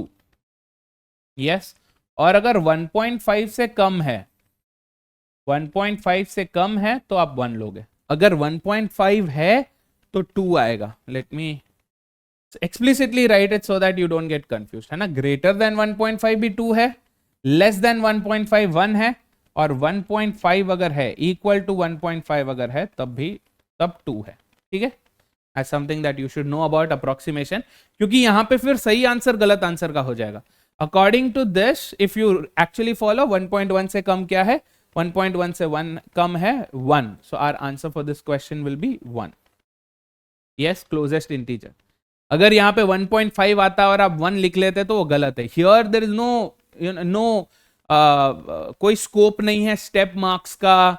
Sir effort सही थे, बस फाइनल आंसर गलत हो गया, आधे मार्क्स मिल जाएंगे. नहीं, ग्रे एरिया नहीं है, ब्लैक और white. Yes, there is no in between, 0 या 1, बाइनरी, नथिंग इन बिटवीन. 0.5 वाला सीन ही नहीं है. स्टेप मार्क्स है, ग्रेस मार्क्स है. सही आंसर आ गया था, गलती से टाइप कर दिया, गलत ऑप्शन सेलेक्ट कर दिया था, एक्चुअल में सही आया था. कंप्यूटर है, right. There is no scope for any human error there. You have to be precise. Done. चलो, let's go to the last question, question 4 of the set. What is the range of the average of the number of girls in all 5 classes? तो सबसे पहले let's do average of girls. Average क्या है? Average is nothing but sum of all the terms by number of terms, है ना. sum क्या है? यहाँ पे इन सबको ऐड करना है. We need to add all of this. Manually add करो या calculator use करो, whatever. Since we've been doing this entire thing manually करते हैं. So we have 7, 10, 18, 8 and 1 carry, 6, 12, 15, 19, 26. So we have 268 to be the sum by number of terms कितने? 1, 2, 3, 4, 5. 5 classes, 5 terms, है ना. So 268 by 5. If you want to divide any number by 5, all you have to do is double it and then reduce one decimal. Right? उस number को आप double करो और एक decimal को कम कर दो. तो 268 को डबल करना है. What is it going to be? 8 का डबल 16, 1, 6 का डबल 12, 3, 1, 336. यस, सॉरी, 2 का डबल 4 है प्लस 1, 5. ओके, 536. नो, ये मैं बोल रहा था इसलिए गलती हो गई. ठीक है, एनीवे, सॉरी. तो वी हैव 536. 536 से हमें क्या करना है? एक डेसिमल कम करना है. So which is 53.6. So our answer for this is 53.6. Yes, 50. अच्छा, सबसे पहले ये बता देता हूँ कि ये क्या किया हमने, डबल करके एक डेसिमल कम. What is the scene here? So 268 by 5. 5 को मैं कैसे लिख सकता हूँ? 10 बाई 2, है ना. So this becomes 268 by 10 by 2 जो है वो रेसिप्रोकल होके इनटू हो जाएगा. इसीलिए वी डू दिस, डबल करके एक डेसिमल कम. Right, makes it simple manual calculation में. अब चलो 53.6 है. 53.6 कहां पे आएगा? Will it be here, will it be here, will it be here? How do we, what do we do here? Right, क्या हमें क्लोजेस्ट इंटीजर वाला लॉजिक यूज करना है? 53.6 जो है 53.5 से ज्यादा है, सो 54 होगा. 54 यहां पर है, सो ऑप्शन ए है. What is the deal here? Right, first things first, approximate करने को नहीं बोला है, क्लोजेस्ट इंटीजर नहीं पूछा है, रेंज पूछा है. हमें ये ढूंढना है कि 53.6 किस दो वैल्यू के बीच में रहता है. 53.6 क्या है? 53 से ज्यादा है, 54 से कम है. करेक्ट, 53.6 जो है 53 से ज्यादा है, 54 से कम है. तो बिटवीन 53 एंड 54 होगा ये वैल्यू. अब ये बिटवीन 53 एंड 54 कैसे समझेंगे? एक अलग ही ब्रैकेट्स दिए हुए हैं. कोई एक स्क्वायर ब्रैकेट है, एक राउंड ब्रैकेट है, पैरेंथेसिस. तो जब भी स्क्वायर ब्रैकेट होता है, you have to include that extreme. उस वैल्यू को इंक्लूड करना है. Right, that value is included. अगर आपके नॉर्मल पैरेंथेसिस है, मतलब not included. What does this mean? इसका क्या मतलब है कि अगर यहाँ पे, let's take this as an example, 52 and 53, है ना. यहाँ पे क्या बोला है कि 52, 53, 52 स्क्वायर ब्रैकेट में है, 53 नॉर्मल पैरेंथेसिस में. अब what does this mean? This means that कि यहाँ पे आप 52 इंक्लूड करोगे, 52.1, 52.14, ये सारे वैल्यूज जो भी 52 और 53 के बीच में आते हैं वो इंक्लूड करोगे. You will go as far as 53.9, 53.999, sorry 52.9, 53 नहीं है, 52.9, 52.99, but you will not include 53. 53 will not be a part of this. Yes, अगर इसे आप नंबर लाइन पे लगा के देखें, it will make more sense to us. अगर ये आपका नंबर लाइन है, ये 52 है और ये 53 है ना. तो ये कैसे होगा कि ये वैल्यू इंक्लूडेड है बॉस, ये this value is included, all the value starting from here to here, all the values are included, but 53 is not included. Then that's the idea behind these brackets. तो अगर square bracket होता है वो value included है, आपका normal parenthesis होता है वो वैल्यू नॉट इंक्लूडेड है. तो हमें क्या करना है, 53 से लेके 54 के बीच में क्या आएगा. तो यहाँ पे क्या है, 52 से 53, 53 से ज्यादा नहीं आ रहा है, यहाँ पे 53 नहीं है. अब यहाँ पे क्या है, 54 से 55, this is from 54 to 55, so 54 से ज्यादा नहीं है ये. This is also out, our answer is option B. Between 53 and 50, तो 53 इंक्लूडेड, 54 नॉट. ठीक है, वैसे भी ये ब्रैकेट्स का जानना ऐसा जरूरी नहीं है for this question, but in general you need to be comfortable with these brackets, क्योंकि ये ना सिर्फ आपके रेंज में but also when it comes to functions, inequalities, बहुत ज्यादा यूजफुल है. ठीक है, तो with this we looked at two examples. एक हमने देखा an example of percentages, दूसरा हमने देखा an example of ratios. Now let's move on to the next stage where we are looking at an example of averages. This was the question that I was talking about, which was asked in 2023 slot 1, jahan pe a lot of us struggled because we were not comfortable with the terms mean, median and mode, and as well as range. Take about 2-3 minutes, पढ़ो समझो क्या चल रहा है इस set में. This set looks like a DI set, but it's actually an LR based DI set. यहाँ पे you need to understand what mean का मतलब क्या है, median का मतलब क्या है, mode का मतलब क्या है, range का मतलब क्या है, right? Let's see. So we are not going to solve this entire thing क्योंकि ये एक PYQ था. This was an extreme kind of a question, although doable, but I don't want to do a PYQ completely in here. A PYQ like this. ठीक है, तो यहाँ पे हम क्या करेंगे, we'll just understand the importance of knowing mean, median, mode and range and how that could have been helpful in answering the set. ठीक है, CAT 2023 slot 1 है. 5 restaurants coded R1, R2, R3, R4 and R5 gave integer ratings to 5 gig workers, Ullas, Vasu, Vaman, Xavier and Yusuf on a scale of 1 to 5. 1 being minimum, 5 being maximum, obviously. The means, mean मतलब क्या है, average. The means of the ratings given by R1, R2, R3, R4 and R5 were this. मतलब R1 ने जितने भी अब तक ratings दिए, 5 रेटिंग R1 देगा, 5 रेटिंग R2 देगा, 5 रेटिंग R3, 5 रेटिंग R4 और 5 रेटिंग R5 देगा. R1 ने जितने भी रेटिंग्स दिए 5, उनका मीन, उनका एवरेज है 3.4. R2 ने जितने भी रेटिंग्स दिए थे उसका एवरेज है 2.2. R3 ने जितने भी रेटिंग्स दिए थे उसका एवरेज 3.8, R4 का एवरेज 2.8 एंड R5 का एवरेज 3.4. यहां पे थोड़ा tables have turned here. Normally gig workers, normally critics जो है वो रिव्यू देते हैं, यहां पे रेस्टोरेंट्स जो है गिग वर्कर्स को. अ gig worker is someone who does not work in a place full time, जो फ्रीलांस करता है, जो पार्ट टाइम वर्क करता है, उन्हें गिग वर्कर बुलाते हैं. ठीक है, so this does not mean के ये जो 5 लोग हैं are food critics. They could be anything, they could be waiting at that particular restaurant, right, table serve कर रहे हैं. They could be cooks, they could be chefs, they could be sous chefs, जो भी, right. Anyway, so this is something that we don't have to get into all of that details. मैं बस आपको additional information के लिए बता रहा था. So we've been given a table here. ये बोल रहे the summary statistics of these ratings for 5 workers is given below. तो यहाँ पे क्या है, उल्लास को 5 रेटिंग्स मिले होंगे. So how is this working actually? ये कैसा है? This is R1, R2, R3, R4 and R5. ठीक है, ये ऐसे. And we have what? We have Ullas, U, V, W, X and Y. ठीक है, ये ऐसे है. मतलब क्या, R1 gave a rating to you, R2 also gave a rating to you, R3 also gave a rating to you, R4 gave a rating to you and R5 also gave a rating to you. And इसका जो mean है, इसका जो average है इस 2.2. इन सब का, इसका मिला के जो एवरेज है दैट्स 2.2. इन सब का एवरेज है 3.8, इन सब का एवरेज है 3.4, इन सब का एवरेज है 3.6 एंड इन सब का एवरेज है 2.6, right. That's the data given. What do we mean by median, what do we mean by mode, ये मॉडल क्या है, मॉडल क्या है, रेंज क्या है. They have done us one good thing कि उन्होंने रेंज का मतलब बता दिया. This would have been better, easier set to solve अगर उन्होंने मीडियन और मोड का भी बता देते, But still, even if they had told us that, without knowing how median and mode works, it becomes complex for us to solve it.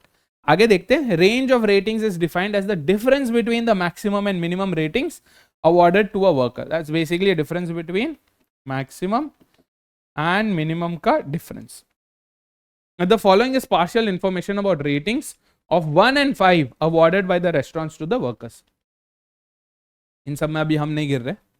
Although this would be useful to get the data, but we're going to wait here. है ना, हम पूरा set नहीं solve कर रहे. I just want to show you the importance of knowing this, right? So first, let's have a look at what mean is what is the meaning of the word mean. Mean is the average of the terms, right? Arithmetic average. Add karo, sum all of the terms and divide it by the number of terms. Do a simple example. If you have 1, 3, 5, 3, 7 and 2, इन सबको आपको add करना है. 1, 3, 5, 3, 7 and 2, ये एक set है, set of terms, इसका average ढूंढना है. So what do? You add them up and divide. So you have 4, 9, 12, 19 and 21 divided by how many terms? 3 and 3, 6 terms. 21 by 6 is basically 7 by 2, which is 3.5. तो ये इसका average है 3.5, right? यहाँ पे if you have terms that are in arithmetic progression, we'll talk about that in some time, right? So 3.5 is the average of that. Simple as that. Now let's talk about what a median is. A median is something that means the middle term when arranged in order. In what order? Any order, ascending या descending, right? When arranged in ascending और descending order में जब आप उसे arrange कर देते हो, उसके बाद उसमें जो मिडिल टर्म होता है उसे बोलते हैं मीडियन, राइट? तो यहाँ पे मीन और यहाँ पे जो मीडियन है वो दो तरीके से कैलकुलेट होता है, जब ऑड नंबर ऑफ टर्म्स होता है, जब इवन नंबर ऑफ टर्म्स होता है. Let's have a look at an example. अगर एग्जांपल है अपना 1, 3, 5, 5 एंड 7, ये ऑलरेडी असेंडिंग ऑर्डर में अरेंज्ड है, right? So we don't have to arrange it again, already ascending order में अरेंज्ड है. यहाँ पे हमें मिडिल टर्म ढूंढना है. So we have 1 term 1 term, 2 terms 2 terms, ये मिडिल टर्म है. This seems easier to do जब छोटे नंबर ऑफ टर्म्स होते हैं. जब ज्यादा होते हैं 10, 12, 13, 14, 15, 20, 30 टर्म्स होते हैं तब ये करना मुश्किल होता है. तब हम क्या करते हैं, उन्हें अरेंज करते हैं and then we go for this. When n is odd, n is the number of terms. यहाँ पे क्या है, 1, 2, 3, 4, 5, 5 टर्म है. so n is odd, n is 5. आपको क्या करना है, n plus 1 by 2, n is 5. so 5 plus 1 by 2, which is what? 6 by 2, 3. nth term, this term, n plus 1th term लेना है. मतलब क्या, थर्ड टर्म आपको लेना है. Third term will be your average. Third term क्या है, 1, 2, 3, third term is 5. Median, not average, median is 5. so यहाँ पे अपना median क्या हो गया, median becomes 5 here. Yes, that's the ideology. Now let's take an example जहाँ पे we have average, where we have to find out the median where the number of terms are even. जैसे कि यहाँ पे you have 1, 3, 5, 5, 7 and a 2. so now what do you do first? Arrange them. you have 1, 2, 3, 5, 5 and 7. ठीक है, ये हो गए. कितने टर्म्स है ये, 1, 2, 3, 4, 5, 6. जब 6 टर्म्स होते हैं, whenever you have 6 terms, अब मिडिल टर्म कैसे ढूंढोगे? बस 3 टर्म यहाँ पे, 3 टर्म यहाँ पे, बीच में तो कुछ बचा ही नहीं. Yes, so what do you do? After arranging them in the order, you always take the nth term and n plus 1th term. मतलब ये जो यहाँ पे जो आप n plus 1 by 2 किए थे वो और उसका अगला टर्म, और इन सिंपल यहाँ पे एक फॉर्मूला दिया है, n by 2th term and n by 2 plus 1th term. so that's basically what n by 2, that is 6, n is 6 है ना, 6 by 2th term and 6 by 2 plus 1. yes, that's basically what 6 by 2 क्या है, 3. 6 by 2 is 3 and 6 by 2, 3 plus 1 is 4. Third and fourth term, third and fourth term का आपको average लेना है. Yes, तो यहां पे क्या हो जाएगा, average of the third and the fourth term. Getting this, average of the third and the fourth term is what you have to do. तो average of the third and the fourth term कैसे निकालेंगे? We have the third term to be 3, fourth term to be 5. 3 और 5 का average क्या है, 4. That's the median for this set. Make sense? ठीक है ना. तो मीडियन यहाँ पे क्या है, 3 और 5 के मिडल वाला टर्म. सो 3 और 5 के बीच में क्या है, 4. तो whenever you have odd number of terms, यहाँ पे सीखने को क्या मिल रहा है कि जब भी ऑड नंबर ऑफ टर्म्स होते हैं, whenever you have odd number of terms, odd number of terms, तब आपको क्या ध्यान में रखना है कि median will be a part of the set. Median क्या होगा, सेट का ही पार्ट होगा। जैसे 5 यहां पर है तो it has to be a part of that, right. But when there are even number of terms, आपको एक चीज ध्यान में रखना है कि मीडियन मे नॉट बी, हो सकता है, ऐसा नहीं है कि नहीं, but median may not be a part of the set। ठीक है, ये आपको ध्यान में रखना है। Cool, got it। जैसे कि अगर ये 4 और 4 होता, अगर ये भी 4 है ये भी 4 है, तो 4 और 4 का एवरेज क्या है, 4। तो 4 is a part of the set but it's not the median. I hope you are able to understand that. ठीक है, सो मीडियन समझ में आ गया, मोड समझ, मीन समझ में आ गया। Now let's go to mode. What is mode? Mode is all about frequency, कितने अपीयरेंसेस हुए हैं, right. The number of appearances that a term makes in a set. Example है 1 3 5 3 7। वैसे तो नॉर्मली आप ऐसे ही कर सकते हो, but arranging them makes it easier to grab it, है ना। तो यहाँ पे तो चलो ठीक है, छोटा ही सेट है। We have 1 3 3 5 and 7। Now it becomes easy for us to find out कि कितने टर्म्स रिपीट हो रहे हैं। तो यहाँ पे 2 टर्म्स रिपीट हो रहे हैं, विच इज 3। एक टर्म 2 बार रिपीट हो रहा है, सॉरी, एक टर्म 2 बार रिपीट हो रहा है। So if there's any term that is appearing more than once, that has a chance of being a mode, right? More than one appearance. Mode कब होता है? When there is greater than one appearance. तभी mode का मतलब ही sense, तभी sense बनता है। वरना आप नहीं बोल सकते कि अगर let's say if this was the set 1 3 5 7, 1 इसका मोड है, बोल सकते नहीं। क्यों? 1 एक ही बार आ रहा है, 3 एक ही बार आ रहा है, 5 एक ही बार आ रहा है, 7 एक ही बार आ रहा है। So when a situation like this happens, you can't say कि वो उसका कोई मोड, उस सेट का कोई मोड भी है।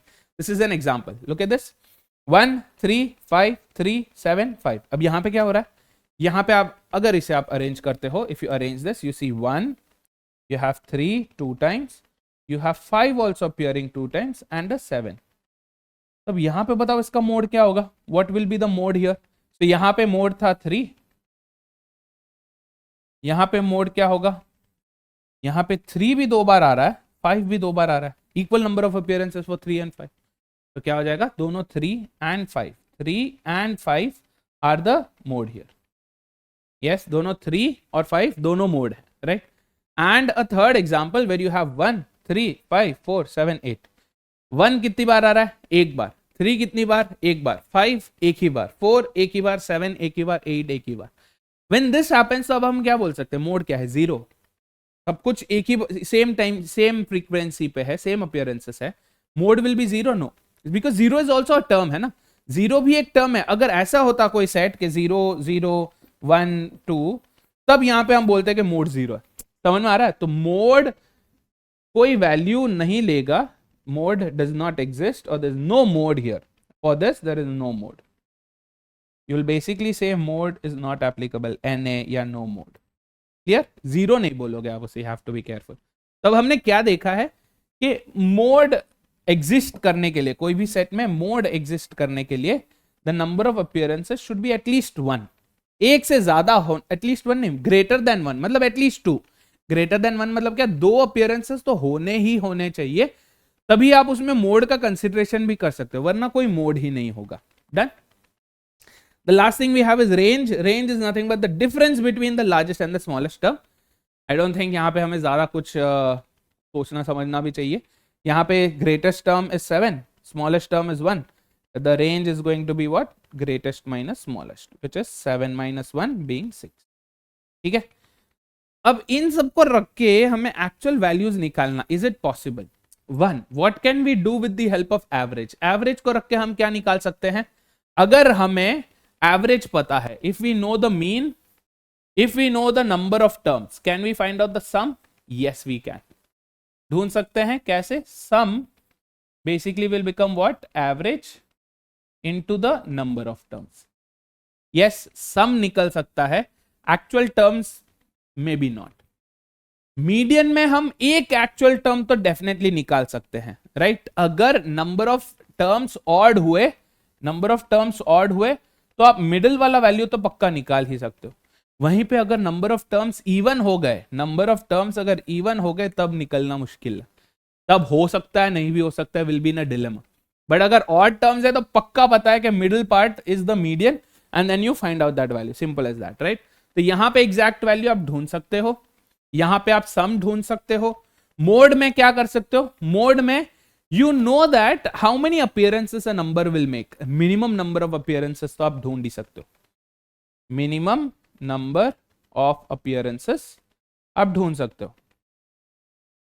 Although you may not be able to find the exact term कितनी बार आ रहा है, 2 बार 3 बार 4 बार, बट यू नो कि मिनिमम नंबर ऑफ अपीयरेंसेस क्या होंगे, 2, 2 बार तो कम से कम अपीयर होंगे ही होंगे। And with range you can guess, with range you can guess the minimum and maximum value, you can get some idea about, इसमें with range you can get some idea about the maximum and the minimum value. May not be able to find the exact value always, but कुछ तो हम idea लगा ही सकते हैं। तो बस ये ध्यान में अगर है आपको, तभी वो सेट आप आसानी से कर पाओगे, वरना कर तो दोगे बट बहुत टाइम लगेगा, right. Now let's have a look at this. We been told कि उल्लास का मीन को रख के हम क्या निकाल सकते हैं, sum. Yes we know there are 5 restaurants, Ullas को 5 रेस्टोरेंट रेटिंग दे रहे हैं 1 से लेके 5, 0 नहीं है, 5 से ज्यादा वैल्यू नहीं है, ऑल इंटीजर वैल्यूज है 1 2 3 4 5, यही 5 पॉसिबिलिटीज है। अगर हमें मीन पता है हम सम निकाल लेंगे, अगर हमें मीडियन पता है हम मिडिल वैल्यू निकाल लेंगे, मोड पता है हमें ये तो ढूंढ ही सकते हैं कि 2 से ज्यादा बार वो नंबर अपीयर होगा ही होगा, और अगर रेंज है तो वी कैन गेस और we can figure out something, some idea about the maximum and minimum value. तो अब देखते हैं, अब मैं ना, we are not going to solve this entire set, I just give you some idea about how you can use these data to fill this up.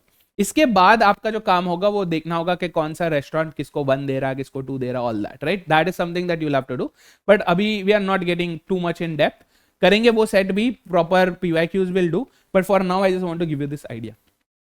तो let's see, Ullas का rating अगर 2.2 है, मीन रेटिंग अगर 2.2 है, mean क्या है, average, अगर average आपका 2.2 है, नंबर ऑफ टर्म्स आपके 5 है, क्योंकि 5 रेस्टोरेंट्स रेटिंग दे रहे 5, तो can we find out the sum, yes, कैसे, 2.2 इंटू 5, 2.2 इंटू 5 कितना, how much is 2.2 into 5, 10 plus 1 11। तो नाउ वी नो कि उल्लास का जो सम था, उल्लास का जो टोटल था इन पांचों का मिला के 11 है, गेटिंग दिस।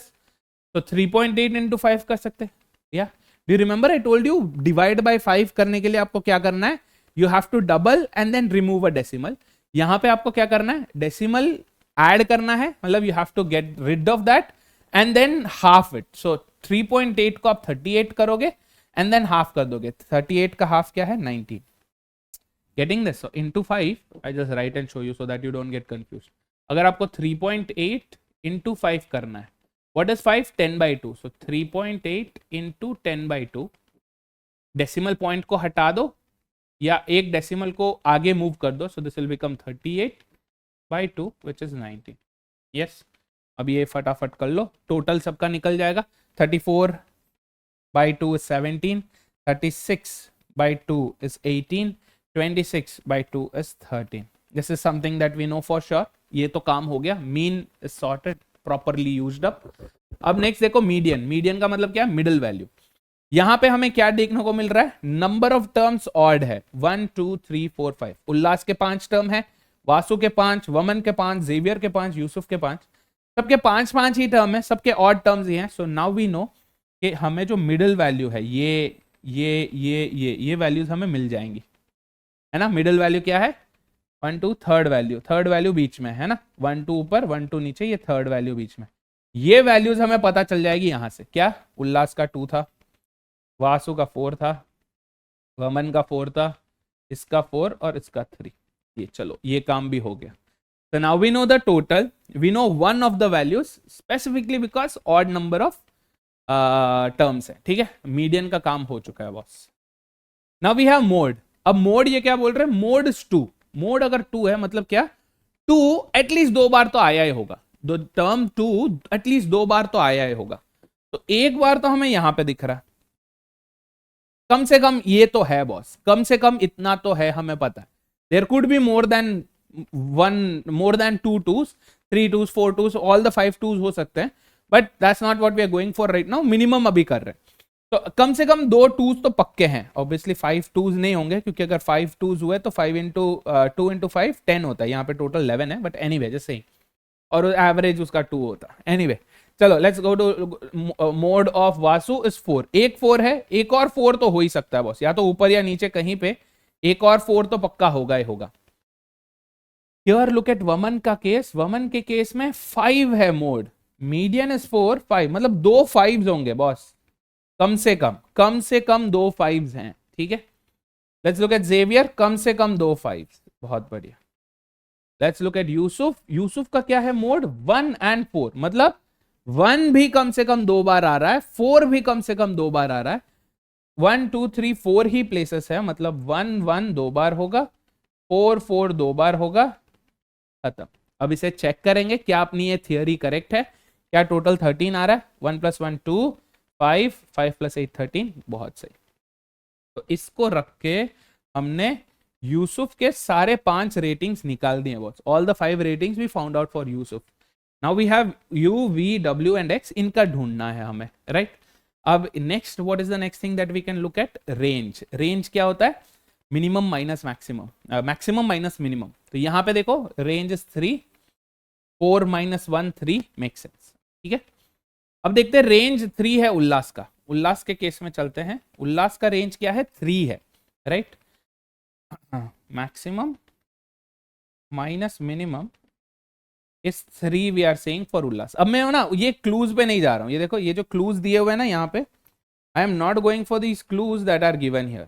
यहाँ पे जो 2 क्लूज दिए हैं अभी के लिए नहीं जा रहा हूँ, वैसे अगर हम ये यूज करेंगे तो वो फटाफट से मिल जाएंगे, but right now I just want to show you the importance of the application of averages that you should be using. तो मैक्सिमम माइनस मिनिमम 3 है, हमें पता है सारे वैल्यूज इंटीजर वैल्यूज हैं, हमें पता है कि सब वैल्यूज 1 और 5 के बीच में है। तो 3 कैसे आ सकता है, या तो आएगा 5 - 1 और 5 - 2 इस 3, या आएगा 4 - 1 इस 3, बाकी 0 नहीं है, सो 3 - 0 इज नॉट अ पॉसिबिलिटी। ये 2 पॉसिबिलिटीज ही हैं, या तो मैक्सिमम वैल्यू 5 होना चाहिए, मिनिमम 2 होना चाहिए, या मिनिमम मैक्सिमम वैल्यू 4 होना चाहिए, मिनिमम 1 होना चाहिए। Now we are going to use that here to identify, we can figure that out. क्या है, टोटल 11 है, 11 में से हमारे पास क्या है, 4 ऑलरेडी सॉर्टेड है, बाकी क्या बचा, 7 बचा। 11 - 4 इज 7। अब 7 को हमें इसमें जोड़ना है, अगर हमें 3 वैल्यूज चाहिए अभी, वी नीड 3 वैल्यूज, 1 2 and 3। अगर मैं बोलूं 5 और 2 है, मतलब क्या, मिनिमम 2 है, मैक्सिमम 5 है। यहां पे दिक्कत क्या है, 2 4 6 6 + 5 11 ऑलरेडी हो गया, ये अभी तक आना है ना बॉस, ये अभी तक आना है, हो सकता है ये नहीं हो सकता, trial and error, simple trial and error. Since this is not possible, ये 2 and 5 भी पॉसिबल नहीं है। अगर ये 2 and 5 पॉसिबल नहीं है तो हमें क्या पता है, value has to be 4 and 1। So what do we know, minimum value has to be 1, maximum value has to be 4। अब हमने 11 में से we already have 9 sorted out, एक और 2 आएगा, काम खत्म। यस, तो 1 3 5 7 11, एवरेज सम 11 है, मीन सॉर्टेड, मिडिल वैल्यू 2 है, median sorted, 2 is coming maximum number of times, 3 बार आ रहा है 2, mode is 2, range 4 - 1 is 3 3, done, right। तो ऐसे रख के हमने क्या निकाला, U के भी सारे 5 रेटिंग्स हमने निकाल लिए। Getting this, same thing we have to do for Vasu, Vaman and Xavier, and then we are done, है ना, फिर उसके बाद खत्म। Let's look at Vasu. Vasu का क्या केस है, रेंज इज 3। सो वासु के केस में रेंज अगर 3 है, वासु के केस में रेंज अगर 3 है, क्या पॉसिबल है, if the range is 3 we have same issues, है ना, 5 and 2 4 and 1। यस, यहां पे अब क्या है, व्हाट डू यू नो, 19 में से 8 हो गया, 11 बाकी है, 19 में से 8 हो गया, 11 बाकी है। Next we have to go for considerations. अगर हम 5 and 2 लेते हैं कि ये 2 है और ये 5 है, what will happen, 8 and 5 and 2 7, so कितना 15 हो गया, this will become 4, this is one possibility। अगर 4 and 1 लेते हैं तो क्या होता, मिनिमम 1 है, मैक्सिमम 4 है, वी हैव 8, 12, 13, 19 माइनस 13 is 6. ये वैल्यू 6 हो सकता है क्या? क्या ये वैल्यू 6 हो सकता है? जैसे ये वैल्यू 0 नहीं हो सकता वैसे ये वैल्यू 6 नहीं हो सकता, क्योंकि 1 और 5 के बीच में ही है. So if this is out, this is out, this is out, we know this value has to be 2, this value has to be 4, this value has to be 5. तब चेक कर लो एक बार क्या मैच हो रहा है. क्या अपना मीडियन 4 है? यस. क्या अपना टोटल 19 आ रहा है? 6, 10, 14, 19, 19 by 5, 3.8. मीन भी सही है. Mode is 4, they are saying. क्या 4 मैक्सिमम टाइम्स रिपीट हो रहा है? Yes, 3 times. Range 5 minus 2 is 3. सब sorted. Yes, so this is how you use trial and error, but also you can't randomly do trial and error, है ना. 5 into 5, 25 values डालने, आप randomly ऐसे arrange नहीं कर सकते. There has to be some set of rules that you use, just like sudoku. sudoku में क्या करते हैं? rules है. हमें पता है कि same row same column में numbers repeat नहीं होने चाहिए. हमें पता है same row same number of same row same column जो भी है same box में numbers repeat नहीं होने चाहिए. all that we know, right? With that, it becomes easy to do trial and error. So you have to have some rules in order to apply trial and error. Let's move on. वमन के case में क्या है? 17 होना चाहिए total, 14 already है, मतलब इनका टोटल 3 होना चाहिए बस, है ना. इसका टोटल 3 होना चाहिए. 4, 5 and 5. 14 ऑलरेडी है 17 में से, इसका टोटल 3 होना चाहिए. रेंज हमें क्या बोल के रखा है? रेंज फॉर वमन 4 है रेंज. 4 अगर रेंज है, एक ही पॉसिबिलिटी है. For woman, range is what? 4. 4 कैसे आएगा? 5 and 1. Only possibility, और कोई opportunity नहीं है. 5 तो हमारे पास ऑलरेडी है. 5 हमारे पास ऑलरेडी है, तो एक वैल्यू अगर 1 है तो दूसरी वैल्यू क्या होगी? 2 ही हो सकती है. तो यू हैव 1, 2, 4, 5, 5, क्योंकि टोटल 3 होना चाहिए. अगर ये 1 है, 5 ऑलरेडी है, ये 1 है, तो ये 2. 1 + 2, 3. तो यू हैव 3, 7, 12, 17 सॉर्टेड. सब कुछ है यहाँ पर. चेक कर लो. वमन के केस में mean, median, mode, range all sorted. Yes. Let's look at Xavier. Xavier का भी सेम लॉजिक होगा. जेवियर का मोड क्या दिया है? 4 दिया हुआ है. जेवियर का मोड भी क्या है? 4 है. Only possibility for getting 4 is 5 - 1. Yes. तो 5 - 1 में से 5 ऑलरेडी है हमारे पास. 1 यहाँ पे आ जाएगा. ये टोटल क्या होना चाहिए? 18 में से 14 हमारे पास ऑलरेडी है, ये टोटल 4 होना चाहिए. ये अगर 1 है तो ये 3. यस. 4, 8 + 10, 18. डन. यस. तो अगेन यहाँ पे देख लो. What is the mode here? यहाँ पे मोड क्या है? 5. 5 रिपीट हो रहा है 2 बार. Mode is 5. ठीक है. जेवियर के केस में सॉरी, मोड इज 5. यहाँ पर भी मोड इज 5. यूसुफ का ऑलरेडी हो चुका है. So this way we at least found out, हमने एटलीस्ट ये ढूंढ लिया है कि कौन से which gig worker got what ratings. अब हम ये क्लूज रख के पता करेंगे कि किसका क्या रेट, किसने कौन सा रेटिंग दिया. ये 1 किसने दिया, 2 किसने दिया. This we can find out with the help of the clues that were given here. यहाँ पे जो क्लूज दिए हुए हैं, यहाँ पे हमें 2 क्लूज दिए हुए हैं about whose given ratings 1 and 5. And हमारे पास ये भी वैल्यू है. We also have this each restaurant का टोटल, राइट. ईच रेस्टोरेंट का, तो रेस्टोरेंट 1 का टोटल क्या है? 3.4 into 5 that is 17. 2.2 22 by 2 that is 11. 38 by 2 that is 19. 28 by 2 that is 14. 34 by 2 that is 17. तो हमें पता है हर रेस्टोरेंट का टोटल क्या है. किसने किसको 1 and 5 दिया वो पता चल जाएगा. अब बस 1 and 5 को रख के and then you can figure out the rest of it and then answer the question. Obviously we're not going to get into that, but I just want to show you how knowing about mean, median, mode and range, ये जानने से आप कैसे अपना आधे से ज्यादा set आपने सॉल्व कर लिया. Yes, use this ideology with the help of the clues and then you can figure out the entire set. So this was one of those doable sets in that particular slot. बाकी के questions थोड़े complex आए थे compared to this. Done. Perfect. तो हमने देख लिया examples 3 चीजों का. We have seen examples of how percentages are used, ratio proportions are used, and we have also seen how averages and different types of averages are used. Now we are going for the last example of the day which is mixtures and alligations. अब ये जो set है, ये entire set, this पूरा set is based on mixtures and allegations. Yes, that actually kind of came as a surprise to a lot of people क्योंकि we have not seen a pure quant based set in DILR आज before except for this. यहाँ पर देखो 2021, I think I said 2018 by mistake, 2021 slot 3 का ये set है जहां पे हमें एक प्रॉपर मिक्सचर एंड एलिगेशन के का क्वेश्चन ही दे दिया क्वांट का. So they have a read at it. You'll see how this is completely a quant question from mixtures and alligations. Chalo, let's have a read at it. Each of the bottles mentioned in this question contains 50 ml of liquid. The liquid in any bottle can be 100% pure content, which is P pure 100%, or can have certain amount of impurity, which is I. Visually, it is impossible, it is not possible to distinguish between P and I. Pure liquid और impure liquid को आप आंखों से देख के नहीं पता कर सकते हो. There is a testing device which detects impurity as long as the percentage of impurity in the content tested is 10% or more.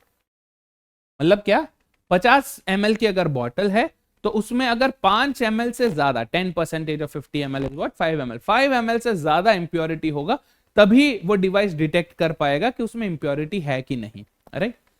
And then we been given an example. तो इसको समझते हैं. Let's have a read at it and understand what is done. 4 questions were asked in this. 4 question पूछे गए थे. Where the first question is a proper quant question. उसके बाद से जो है they've started bringing in some logic there. मतलब थोड़ा सा puzzle type कर दिया इसे. There are 4 bottles. Each bottle is known to contain only P or only I. They will be considered to be collectively ready for dispatch if all of them contain only P. यहाँ पे क्या पूछा है? Minimum number of tests. कितने minimum number of tests लगेंगे to identify? Minimum number of tests. इसमें ना logic का twist दिया, एक puzzle जैसे बनाया इसे. यहाँ पर भी minimum number of tests. Yes तो आपको ये नहीं ढूंढना है कि कितना इंप्योरिटी है क्या है, ये पूछ रहे कि कितने कम से कम कितने टेस्ट लगेंगे, मिनिमम कितने टेस्ट लगेंगे to identify. That's the kind of question this is. Right. The first one is a pure quant one.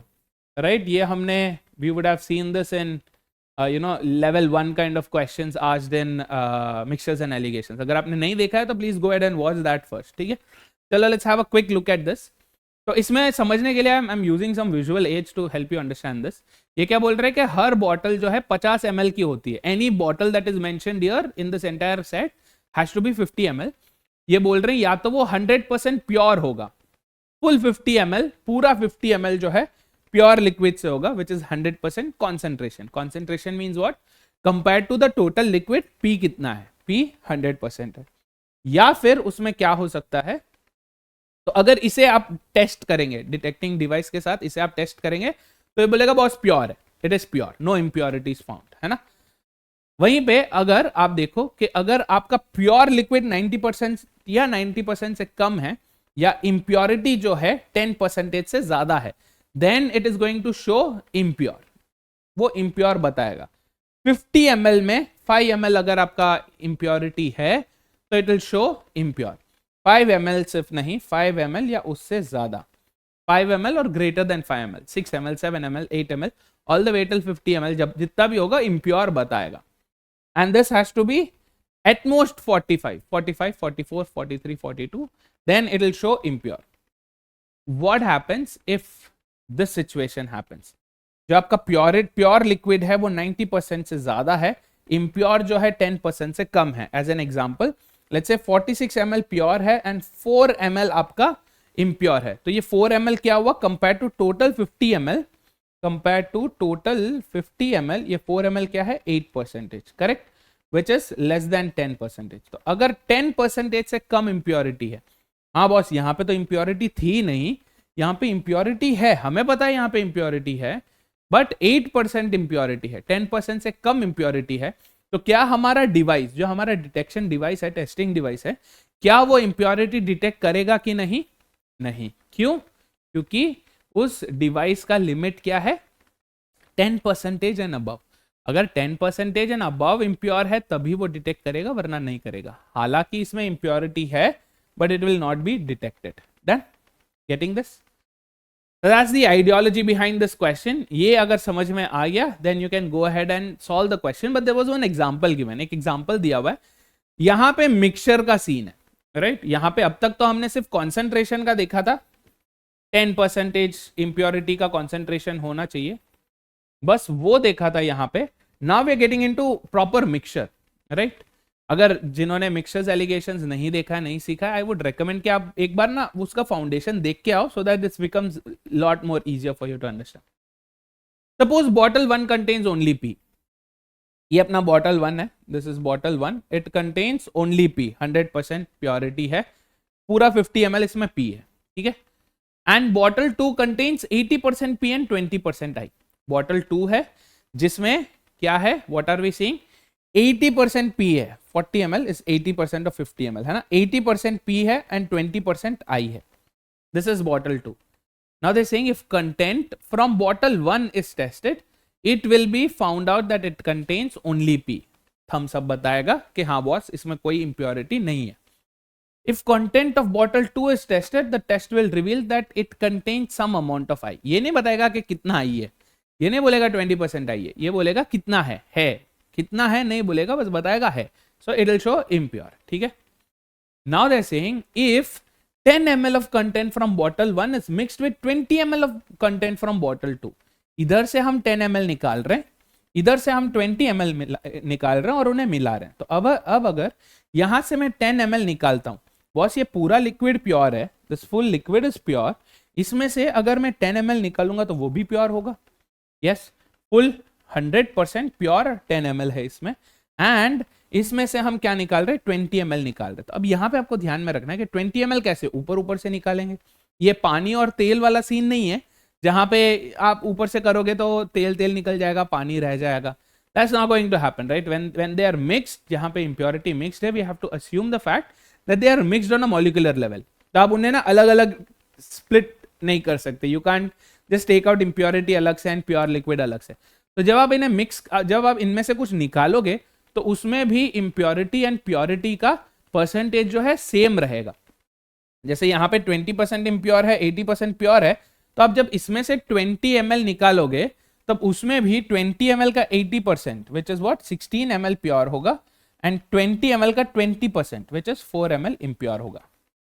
That's something that you need to understand, right?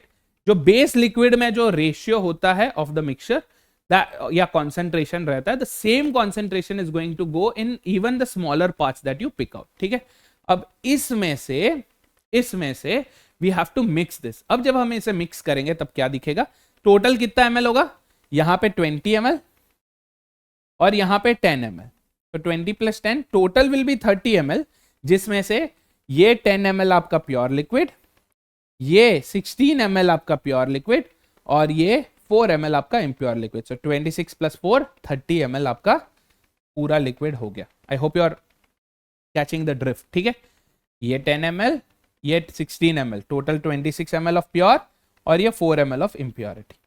Yes, 100% pure, 80% pure. क्या यहाँ पे 100% pure है? नहीं। क्या यहाँ पे 80% pure है? नहीं, उससे ज्यादा है।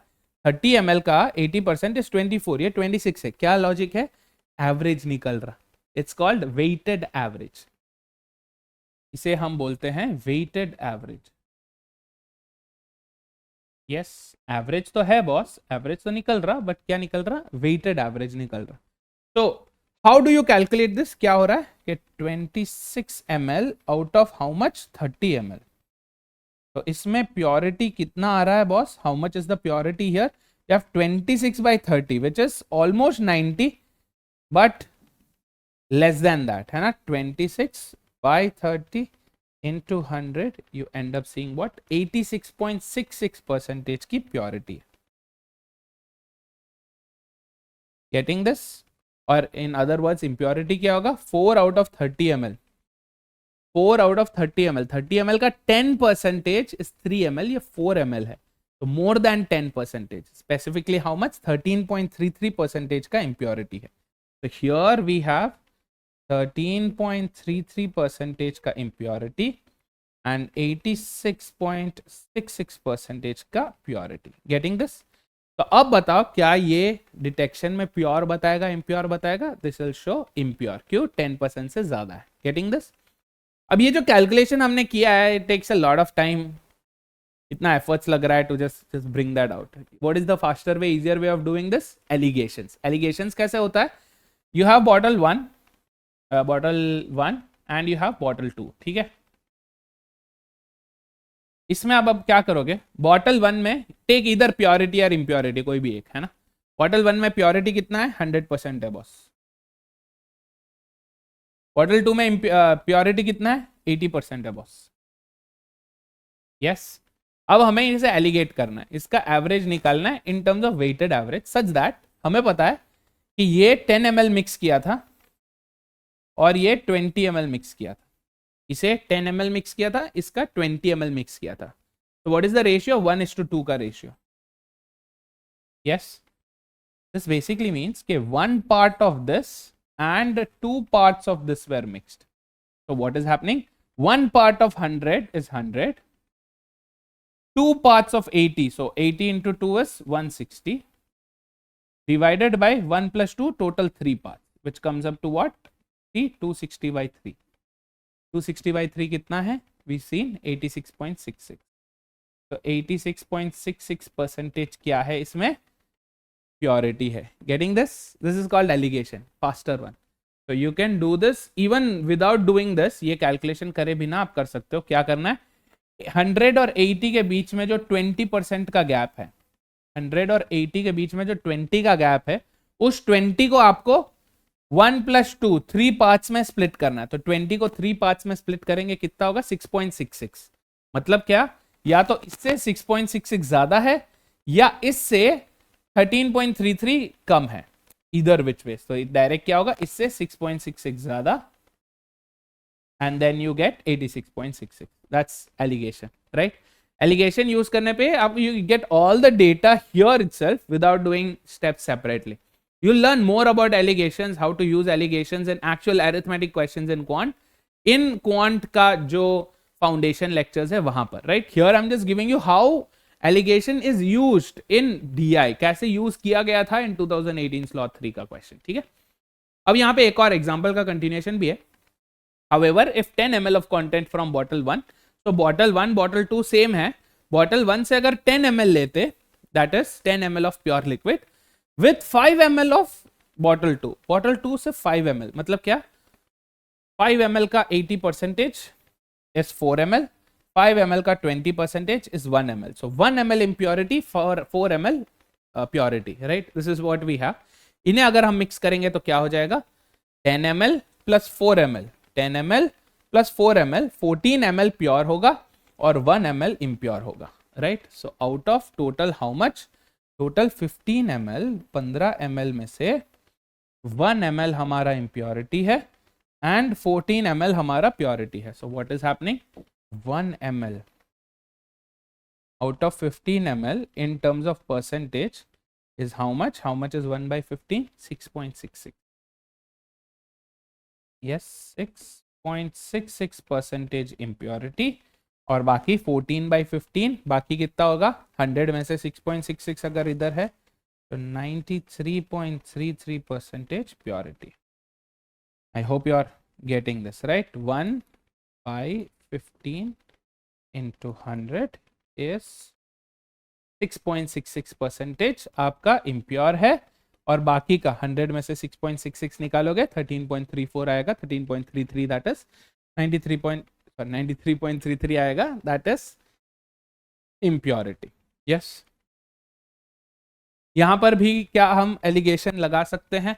लास्ट टाइम हमने क्या किया था, we did it with purity. देखो हमने प्योरिटी से निकाला था, अब की बार let's do it with impurity, right. Impurity से ढूंढ के निकाले, क्या ये 6.66% आ रहा है कि नहीं आ रहा, right. So what do we see, यहां पे इम्प्योरिटी कितना है, 0% बॉटल 1 में. बॉटल 2 में इम्प्योरिटी कितना है, 20%. अब हमें क्या पता है, ये दोनों मिक्स्ड है बट किस रेशियो में, ये 10 ml मिक्स्ड है, ये 5 ml, so that is 2:1 ratio. 10 ml 5 ml, 1:2 था पहले, अब यहाँ पे 2:1 है. तो अब क्या करना है, इनके बीच का जो गैप है, कितना गैप है, 20, उन्हें आपको 2 + 1 3 पार्ट्स में स्प्लिट करना है. 20 by 3 6.66, मतलब क्या, यहां से 6.66 ज्यादा. यस, तो 0 + 6.66% is 6.66% impurity. Getting this? The allegation is a very good tool that will make these kind of questions. Solving process इसका बहुत easy हो जाएगा. बट इसमें आपको सिर्फ एलिगेशन ही नहीं बट मिक्सचर्स के कॉन्सेप्ट भी पता होने जरूरी है कि बेस लिक्विड में जितना कॉन्सेंट्रेशन है वही कॉन्सेंट्रेशन उसके किसी पार्ट में होगा. ही दी एवरेज कॉन्सेंट्रेशन 0 और 20 के बीच में ही है. देखा, even in the previous case हमने क्या देखा था, 10, 100 और 80 के बीच में ही है. So this concentration will always be there. This is called weighted average, जहां पे आप क्या कर रहे हो, you are taking 2 parts of 0 is 2, 1 part of 20 is 20, 20 plus 0 is 20 divided by 3, 6.66. that's basically what's happening here. ठीक है. So अब इसको रख के हम सिर्फ एक क्वेश्चन करेंगे. I'll not do the entire set. We will do that when the right time comes. But एक सेट करते हैं to understand if we can use what we've learned here, है ना. So what are they saying? 5 ml of content from bottle A is mixed with 5 ml of content from bottle B. Bottle A से 5 ml, bottle B से 5 ml mix किया है. We don't know A और B में क्या scene है. They're saying the resultant mixture when tested detects the presence of impurity. मतलब impurity है बता रहा है. Okay. If it is known that bottle A contains only P. Bottle A में से आपने 5 ml निकाला है बॉस. बॉटल A है जहां पे ओनली P है, तो उससे अगर आप 5 ml निकालोगे तो उसमें भी सिर्फ P ही रहेगा, है ना. सो वी नो यहाँ पे P का कॉन्सेंट्रेशन क्या है, 100%. Okay, perfect. What best can be concluded about the volume in bottle B? Bottle B का पूछ रही है, बॉटल A का पार्ट है. This is not bottle A, this is bottle A का पार्ट. बॉटल A 50 ml का है, bottle A is 50 ml, उसका एक पार्ट है ये, ठीक है. 50 ml है और ये पूरा प्योर है, 100% प्योर, है ना. ठीक है, this is bottle A.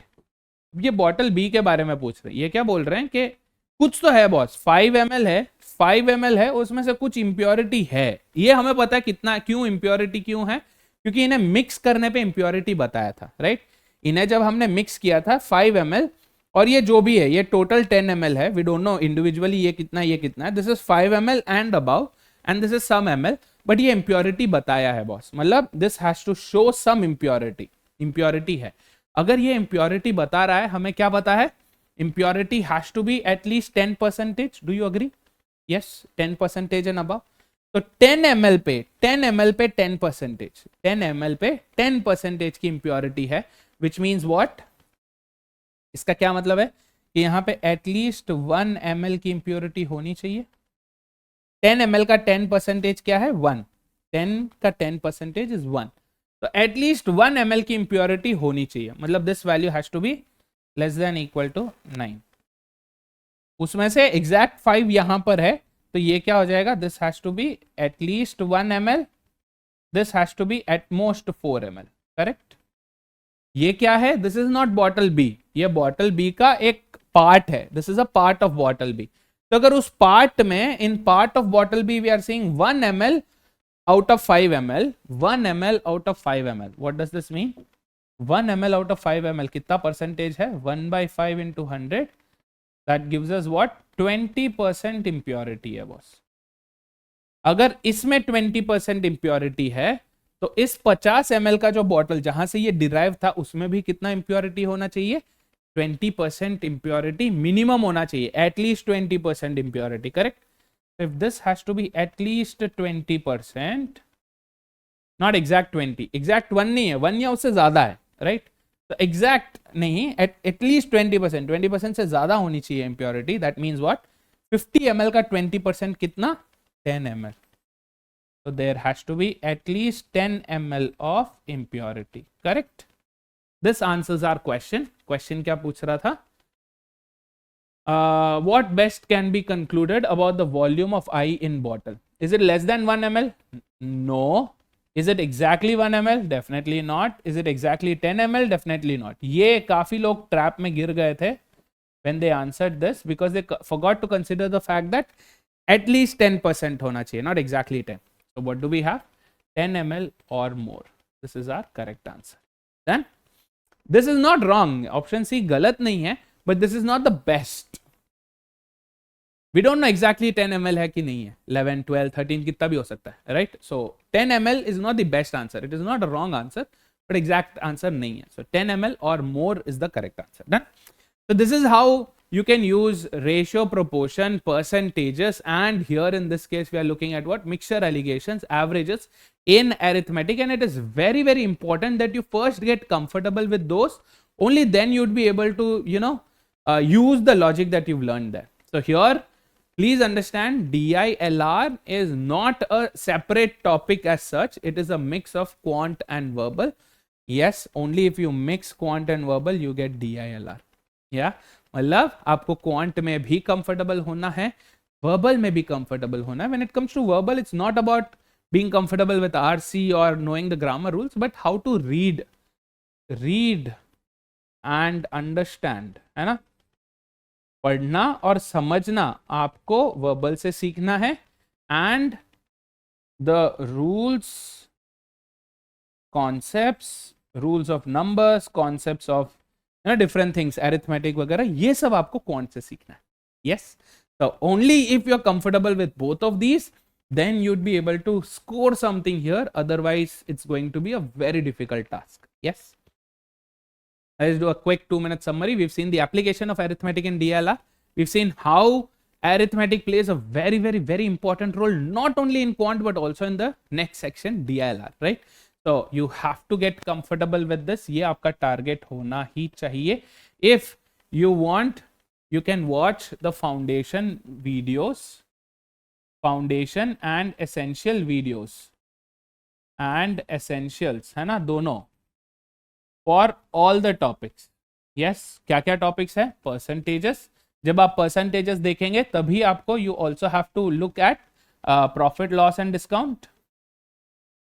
You have to look at SI and CI, and you have to look at installments, right? ये सब आपको जानना जरूरी है, so that you can apply these whenever situation arises. Next, you have to look at ratio, proportions and variations. इनके आपको lectures देखने हैं. You have to look at the foundation and essentials of averages. You have to look at mixtures and allegations. So far this is, I think, sufficient. But moving forward, आपको time and work, time, speed, distance का भी देखना ही पड़ेगा any which ways. So might as well, have a look at that. ठीक है? And then we've seen examples in all of these cases, right? हमने time, speed, distance and time and work and efficiency उसका नहीं देखा है, because we've not seen a direct question asked like mixtures में कैसा एकदम direct question पूछा था, right? वैसा अभी तक पूछा नहीं गया है. But cat hai, you never know. Yes, these are the upcoming lectures. After arithmetic, we'll see how algebra is important in DILR. Knowing all the rules of number system is important in DILR, and knowing advanced math is important in DILR, right? So ये series में हमने arithmetic को खत्म कर दिया है. We have algebra, number system, and knowing concepts of advanced math will be helpful for DILR. ये देखेंगे. With this, thank you so much guys for being a part of this lecture. I hope this lecture was helpful. I hope you learned something new, and I hope that you will go watch the foundation and essentials of the remaining lectures. All the very best. Cheers.